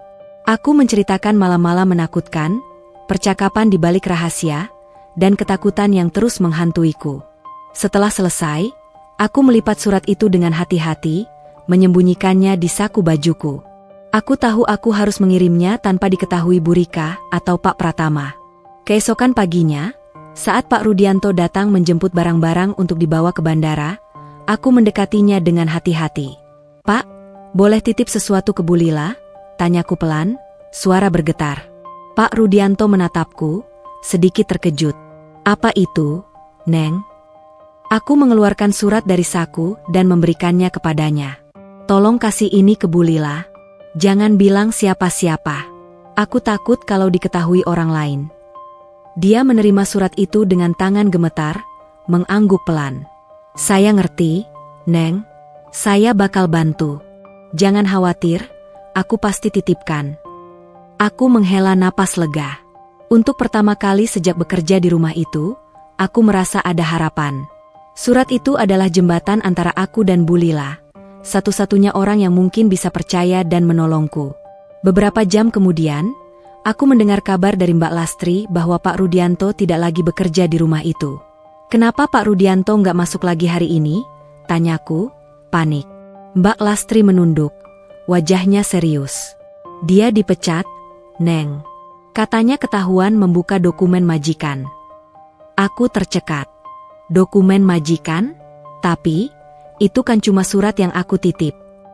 Lastri menggeleng. Aku tahu. Tapi di rumah ini, alasan resmi sering beda dari kenyataan. Aku yakin, Pak Rudianto dipecat karena bantuin kamu. Mereka takut ada yang tahu rahasia rumah ini. Tubuhku gemetar. Aku merasakan amarah dan putus asa sekaligus. Harapan yang tadi muncul, tiba-tiba hancur. Surat itu mungkin tidak pernah sampai ke Bu Lila.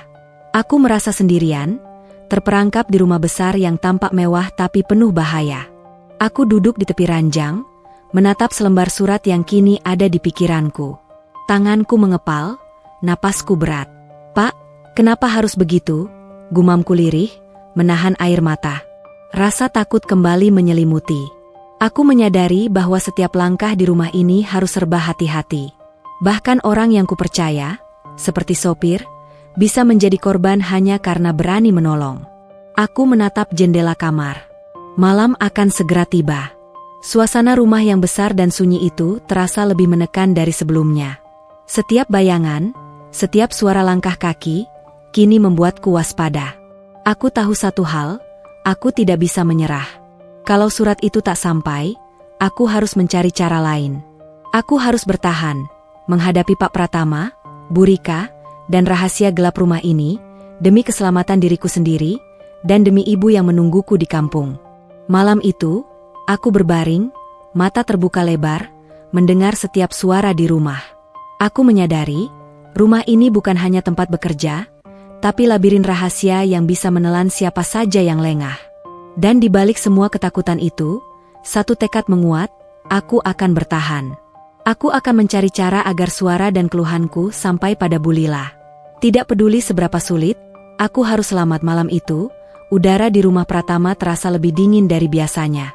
Lampu koridor temaram, hanya beberapa lampu kecil yang menyala di ruang tengah dan ruang keluarga. Aku berbaring di ranjang, mata terpejam tapi tak bisa tidur. Ingatan tentang malam-malam sebelumnya, ketukan pintu, langkah-langkah Pak Pratama, dan bisikan sopir yang menceritakan rahasia gelap rumah ini terus menghantuiku. Tiba-tiba, pintu kamarku didobrak dengan keras. Aku tersentak, tubuhku membeku. "Kamu pikir aku nggak tahu kamu lapor istri aku?" bentak suara Pak Pratama, terdengar marah dan napasnya berat. Matanya merah menyala dalam gelap, menatapku tajam seolah ingin menelanku hidup-hidup. Aku menjerit kecil, mundur, mencoba menjaga jarak. "Saya nggak lapor, Pak. Saya cuma..." "Diam. Sekarang kamu temani aku. Kalau enggak, kamu tahu akibatnya." Suaranya menggema di kamar, menekan hati dan pikiranku. Aku menangis pelan, napasku tercekat, tubuhku gemetar. Aku mencoba berlari ke arah pintu untuk kabur, tapi tanganku ditarik kasar, dicengkeram dengan kekuatan yang membuatku tersentak nyeri. "Hentikan. Lepaskan saya, Pak. Tolong." Jeritku, air mata menetes deras di pipi. Pak Pratama menatapku dengan pandangan dingin dan menakutkan. "Kamu nggak bisa kabur. Di sini, aku yang punya kuasa."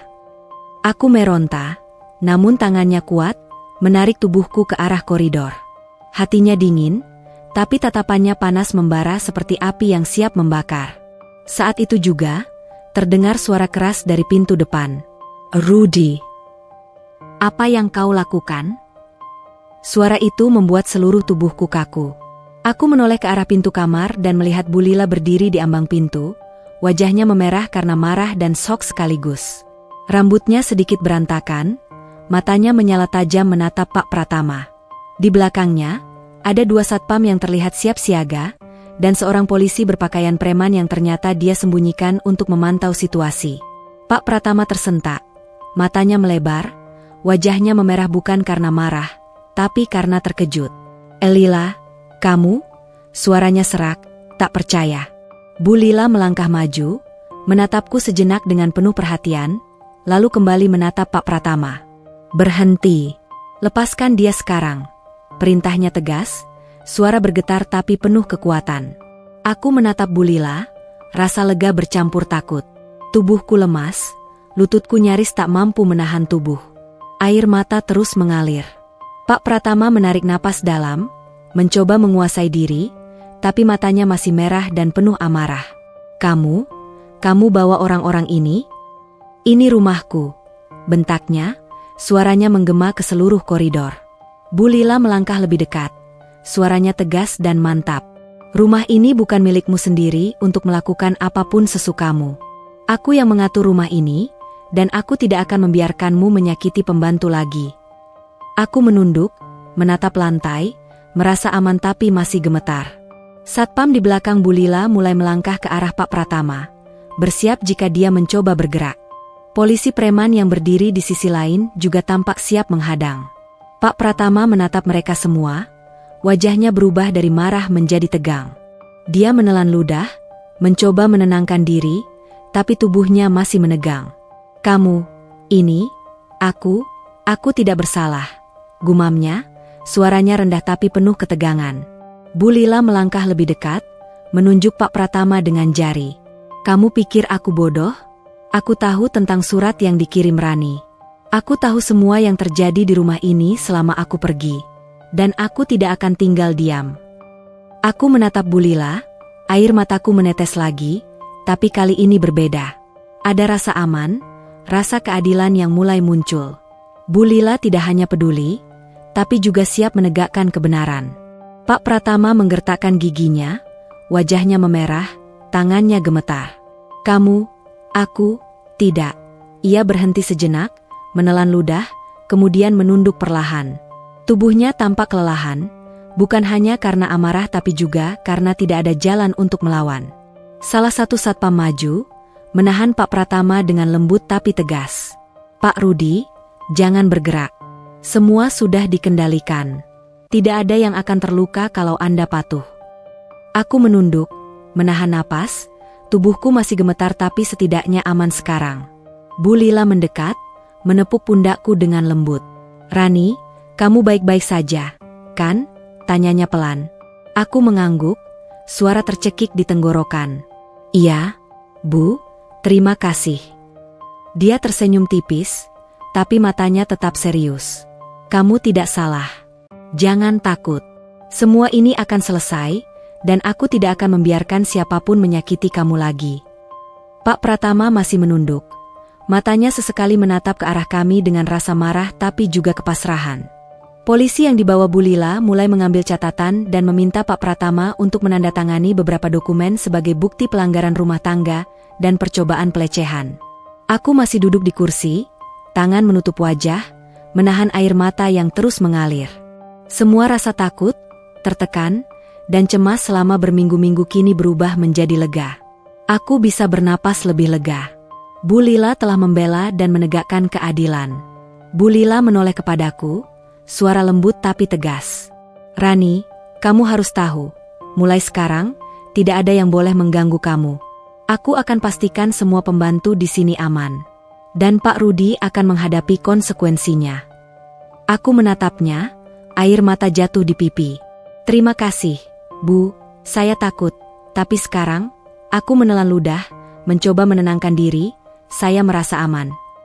Bu Lila tersenyum lembut, menepuk pundakku sekali lagi. Kamu berani, Rani, itu yang membuatmu bertahan. Dan aku berjanji, tidak ada yang boleh menyakiti anak buahku lagi. Aku menatap Pak Pratama yang kini dibawa keluar oleh satpam dan polisi. Malam itu, suasana rumah yang dulu menakutkan kini berubah. Ada rasa lega yang belum pernah kurasakan sejak pertama kali datang ke rumah ini. Tapi aku tahu, malam ini adalah titik balik. Malam itu, aku menangis lagi, bukan karena ketakutan, tapi karena rasa lega dan syukur yang luar biasa. Aku tahu, mulai sekarang, aku tidak sendirian. Ada seseorang yang benar-benar peduli, dan siap menegakkan keadilan. Malam itu, suasana rumah keluarga Pratama berubah total. Lampu taman dan koridor rumah yang biasanya hangat kini diterangi lampu sorot polisi dan senter satpam. Suara langkah tergesa, teriakan, dan bisik-bisik orang memenuhi setiap sudut rumah yang dulu terasa menakutkan bagiku. Aku masih duduk di kursi ruang tamu, tubuh gemetar, tangan menutup wajah, ketika Bu Lila menghampiriku. Tanpa bicara banyak, dia menutupi tubuhku dengan selimut tebal, pelan tapi tegas. Astaga, Rani, jadi benar yang orang-orang bilang. Gumamnya, matanya memerah karena marah sekaligus prihatin. Aku menunduk, suara napasku tersengal. Bu, saya takut. Ucapku pelan, suara nyaris tersedak. Bu Lila menepuk bahuku lembut. Aku tahu, sayang, tapi sekarang semua akan berakhir. Kamu aman. Tiba-tiba, dari arah Pak Pratama, terdengar teriakan keras. Dia yang menggoda aku dulu. Rani, ini semua salah dia. Aku menelan ludah, tubuhku menegang. Tapi sebelum aku sempat panik, Bu Lila bergerak cepat. Wajahnya memerah karena amarah. Dengan satu tamparan keras, dia menghantam pipi Pak Pratama. Cukup, teriak Bu Lila, suaranya menggema ke seluruh ruang tamu. Kau sudah menghancurkan banyak gadis tak bersalah. Rumah ini bukan tempatmu lagi. Pak Pratama terhuyung, wajahnya memerah, mulut terbuka tapi tak bisa berkata-kata. Matanya yang tadinya tajam kini tampak bingung, bahkan ketakutan. Polisi yang sudah bersiap di pintu langsung bergerak. Dengan sigap, mereka memborgol Pak Pratama. Tubuhnya ditarik ke arah mobil polisi, tapi matanya terus menatapku dengan campuran kemarahan dan kebingungan. "Kamu, ini, aku," gumamnya, suara pecah di tenggorokan. Aku menutup mata sejenak, menahan napas, tubuhku lemas. Rasa takut yang menghantuiku selama berminggu-minggu kini mulai sirna, tergantikan oleh lega yang luar biasa. Monster itu, yang selama ini membuatku merasa terperangkap, kini tak lagi punya kuasa atasku. Di sisi lain, Burika mencoba kabur, wajahnya pucat dan panik. "Tidak, aku enggak." Tapi Satpam cepat bergerak. Dalam hitungan detik, Burika sudah ditahan. Tangan dan tubuhnya dikunci agar tak bisa melarikan diri. Ia menatapku dengan tatapan penuh kebencian, tapi aku tidak peduli. Semua yang ia lakukan selama ini, mengawasi, menakuti, menutupi keburukan Pak Pratama, sekarang terbongkar. Rumah itu malam itu penuh dengan aktivitas. Satpam mengatur lalu lintas orang, polisi memeriksa setiap ruangan, bahkan tetangga yang penasaran berdatangan. Mereka menatap dari luar pagar rumah yang besar, bersenjatakan kamera ponsel, menyaksikan adegan yang biasanya tersembunyi di balik dinding putih dan taman bunga rapi. Aku duduk di kursi, selimut masih menutupi tubuh, sambil menatap Bu Lila yang berdiri di sampingku. "Bu, ini benar-benar berakhir?" tanyaku, suara masih gemetar. Bu Lila mengangguk, menepuk tanganku lembut. "Ya, Rani. Semua sudah berakhir. Kamu aman sekarang. Tidak ada yang bisa menyakitimu lagi." Aku menarik napas panjang, perlahan-lahan menenangkan diri. Tubuhku lemas, tapi hati terasa lega. Semua rasa takut, gelisah, dan ketegangan selama bekerja di rumah ini mulai mencair. Akhirnya, aku bisa merasa aman. Polisi membawa Pak Pratama ke mobil, Satpam memastikan Burika berada di sisi lain rumah. Beberapa tetangga yang penasaran tetap mengintip dari balik pagar, berbisik-bisik satu sama lain. Ada yang tampak tercengang, ada yang tersenyum puas melihat kebenaran akhirnya terbuka. Aku menatap ruangan yang selama berminggu-minggu terasa menakutkan. Lantai yang mengkilap, perabot mahal, dan lampu-lampu kristal kini terasa seperti saksi bisu dari semua kejadian gelap yang selama ini tersembunyi. Bu Lila menunduk, menatapku dengan serius. "Rani, mulai sekarang, tidak ada yang boleh menakutimu atau menyakitimu di rumah ini. Semua pembantu akan aman. Aku pastikan itu." Aku menunduk, air mata kembali mengalir. "Terima kasih, Bu. Terima kasih banyak." Dia tersenyum tipis, lalu menepuk pundakku lagi. "Kamu berani, Rani. Itu yang membuatmu bertahan. Aku bangga padamu." Aku menarik napas dalam-dalam, menatap jendela besar ruang tamu.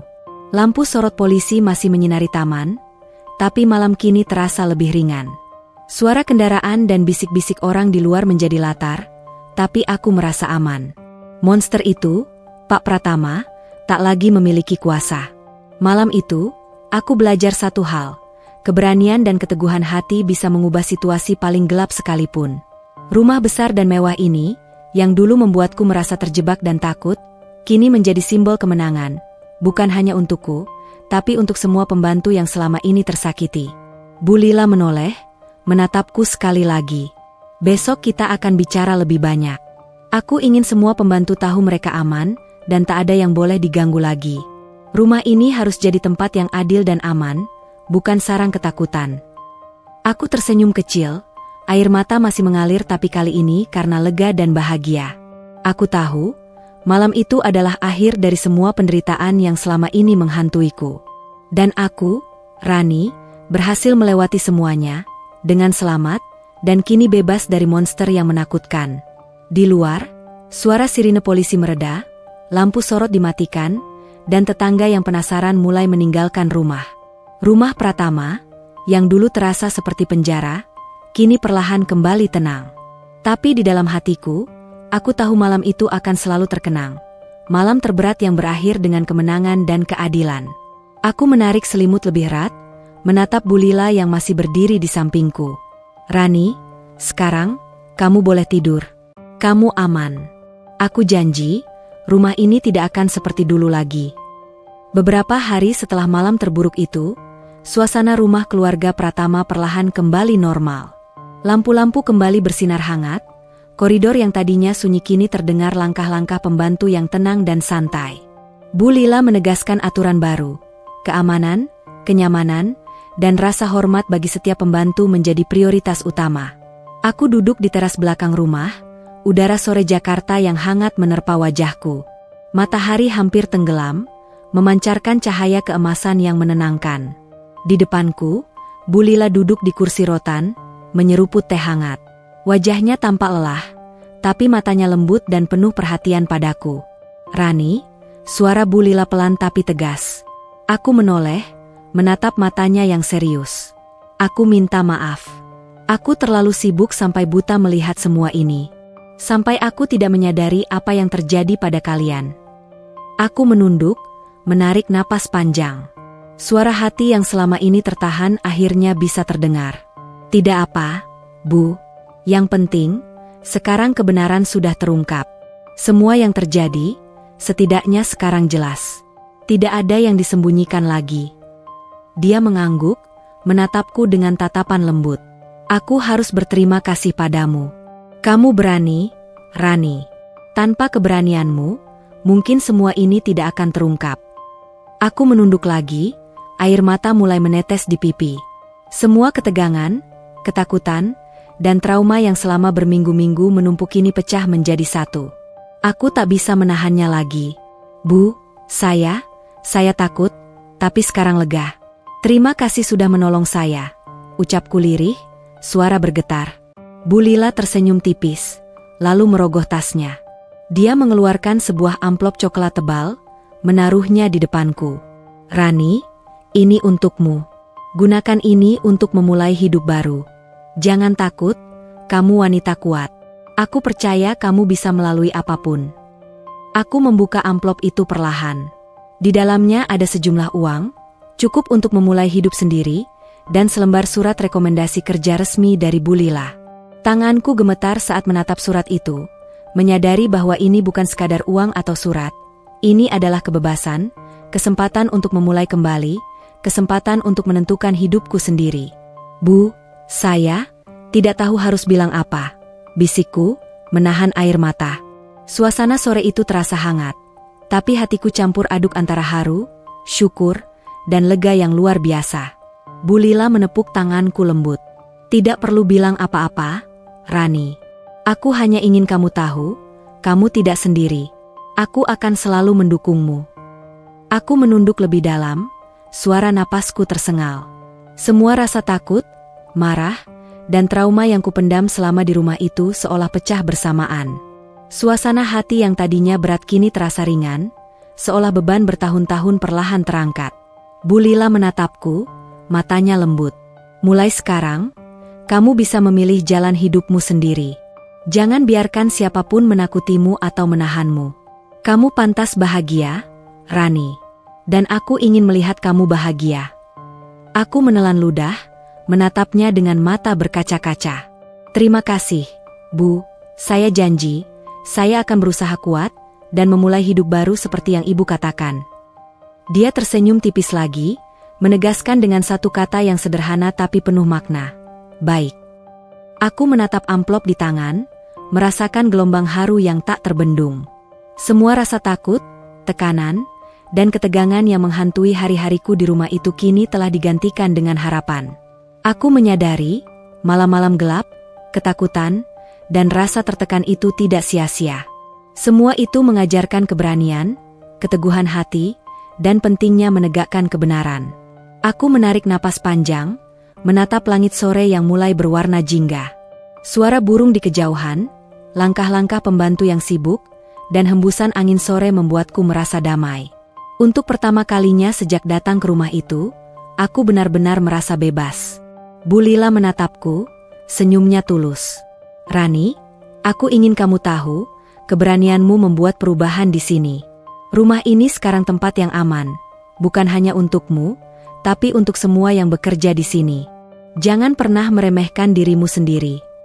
Aku tersenyum kecil, meski air mata masih jatuh. Terima kasih, Bu. Saya akan mengingat ini selalu. Dia mengangguk, kemudian berdiri. Sekarang, istirahatlah. Besok kita mulai menata ulang rumah ini, mengatur jadwal baru, dan memastikan semua pembantu merasa nyaman dan aman. Aku menatapnya pergi ke arah pintu rumah, merasa tenang. Malam itu, aku belajar satu hal yang sangat penting. Keberanian, keteguhan hati, dan kebenaran selalu menemukan jalannya. Meski berat, meski menakutkan, semuanya akan berakhir dengan hasil yang adil. Aku menunduk, menyentuh amplop di tangan, dan tersenyum sendiri. Ini bukan sekadar uang atau surat rekomendasi, tapi simbol dari kebebasan dan kesempatan untuk memulai hidup baru. Kesempatan untuk bangkit dari trauma, menegakkan harga diri, dan membangun masa depan yang layak untukku. Dan di teras belakang itu, dengan angin sore menyapu wajahku dan cahaya matahari terakhir menyorot perlahan, aku, Rani, untuk pertama kalinya merasa damai. Semua rasa takut, marah, dan trauma yang selama ini menghantui, kini perlahan digantikan dengan harapan dan keberanian untuk memulai babak baru dalam hidupku. Aku tahu, jalan ke depan tidak akan selalu mudah. Tapi malam itu mengajarkan aku satu hal yang pasti. Aku bisa bertahan, aku bisa berani, dan aku pantas untuk hidup bebas dari ketakutan. Semua itu dimulai dari keberanian kecil yang aku tunjukkan, dari satu surat rahasia, dan dari seorang Bu Lila yang berani menegakkan keadilan. Sambil menatap langit jingga sore itu, aku berbisik pelan pada diri sendiri. Rani, kamu bisa. Kamu kuat. Dan hidupmu baru saja dimulai. Perjalanan pulang ke kampung adalah perjalanan paling panjang yang pernah kulalui. Bus yang kutumpangi berguncang di jalanan berbatu, angin sore masuk lewat jendela yang tak bisa ditutup rapat. Setiap tikungan, setiap hamparan sawah yang kulihat dari kaca, seolah memanggil kenangan masa lalu, masa ketika aku masih gadis polos yang hanya tahu cara membantu ibu berjualan gorengan. Ketika bus berhenti di ujung jalan desa, aku menatap hamparan rumah-rumah kecil dengan atap seng berkarat. Di kejauhan, Gunung Slamet berdiri megah, dikelilingi kabut tipis sore hari. Hatiku berdebar. Entah kenapa, langkahku terasa berat. Rumahku masih sama seperti dulu, berdinding anyaman bambu, dengan suara ayam dan jangkrik bersahutan di sekitar. Tapi ada satu hal yang berubah. Pintu terbuka, dan ibu berdiri di sana. Wajahnya pucat tapi senyumnya hangat. Rani, suaranya bergetar, mata tuanya berkaca-kaca. Ibu, aku hampir tak bisa bicara. Air mata langsung tumpah begitu aku memeluknya.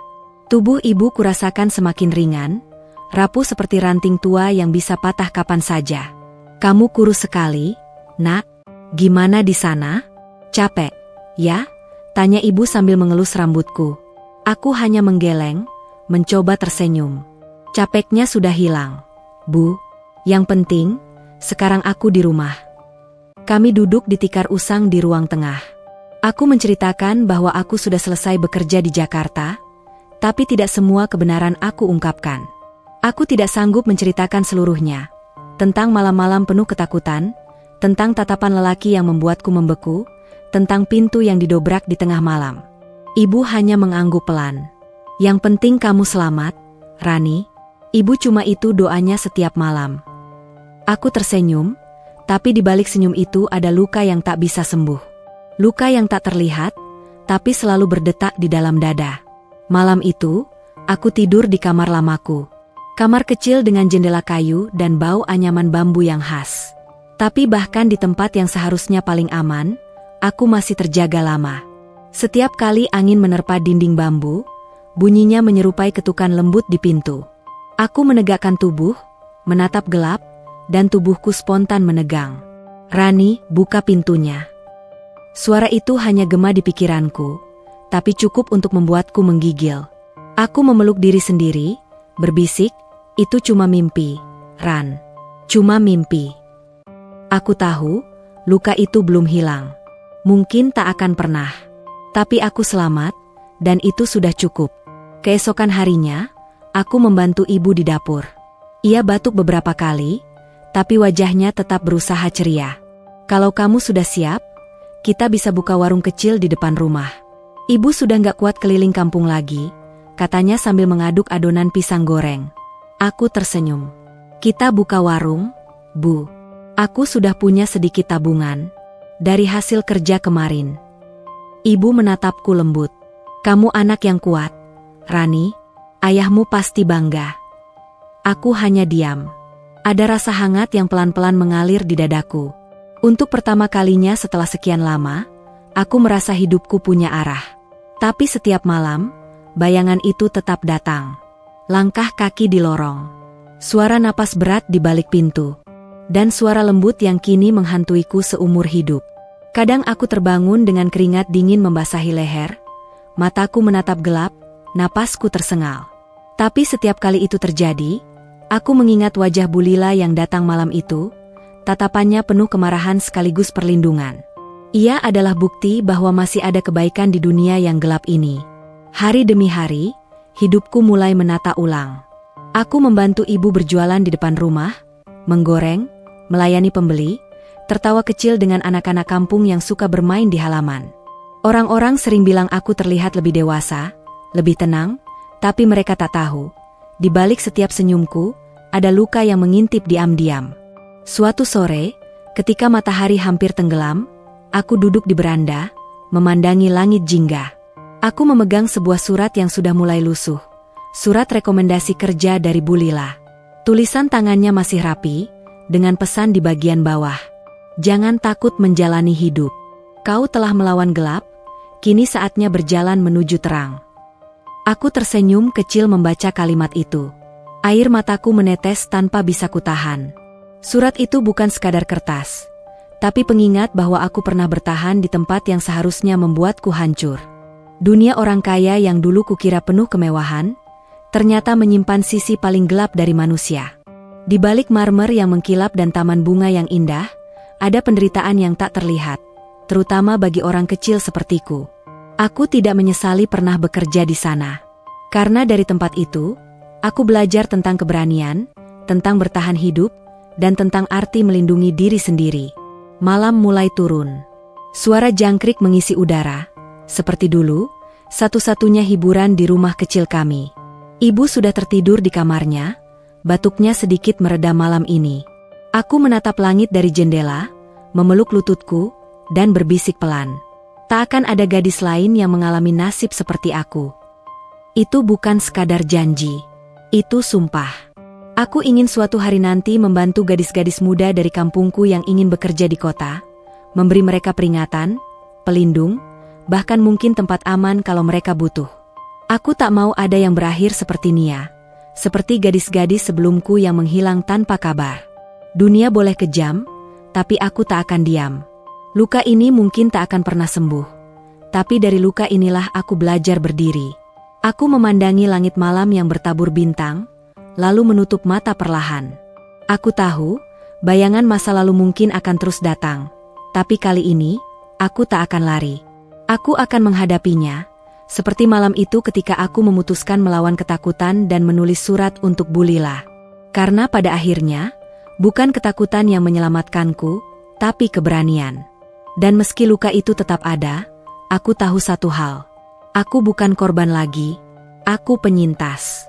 Aku Rani, gadis dari kaki Gunung Slamet yang pernah jatuh ke kegelapan, tapi berhasil keluar membawa cahaya. Tamat.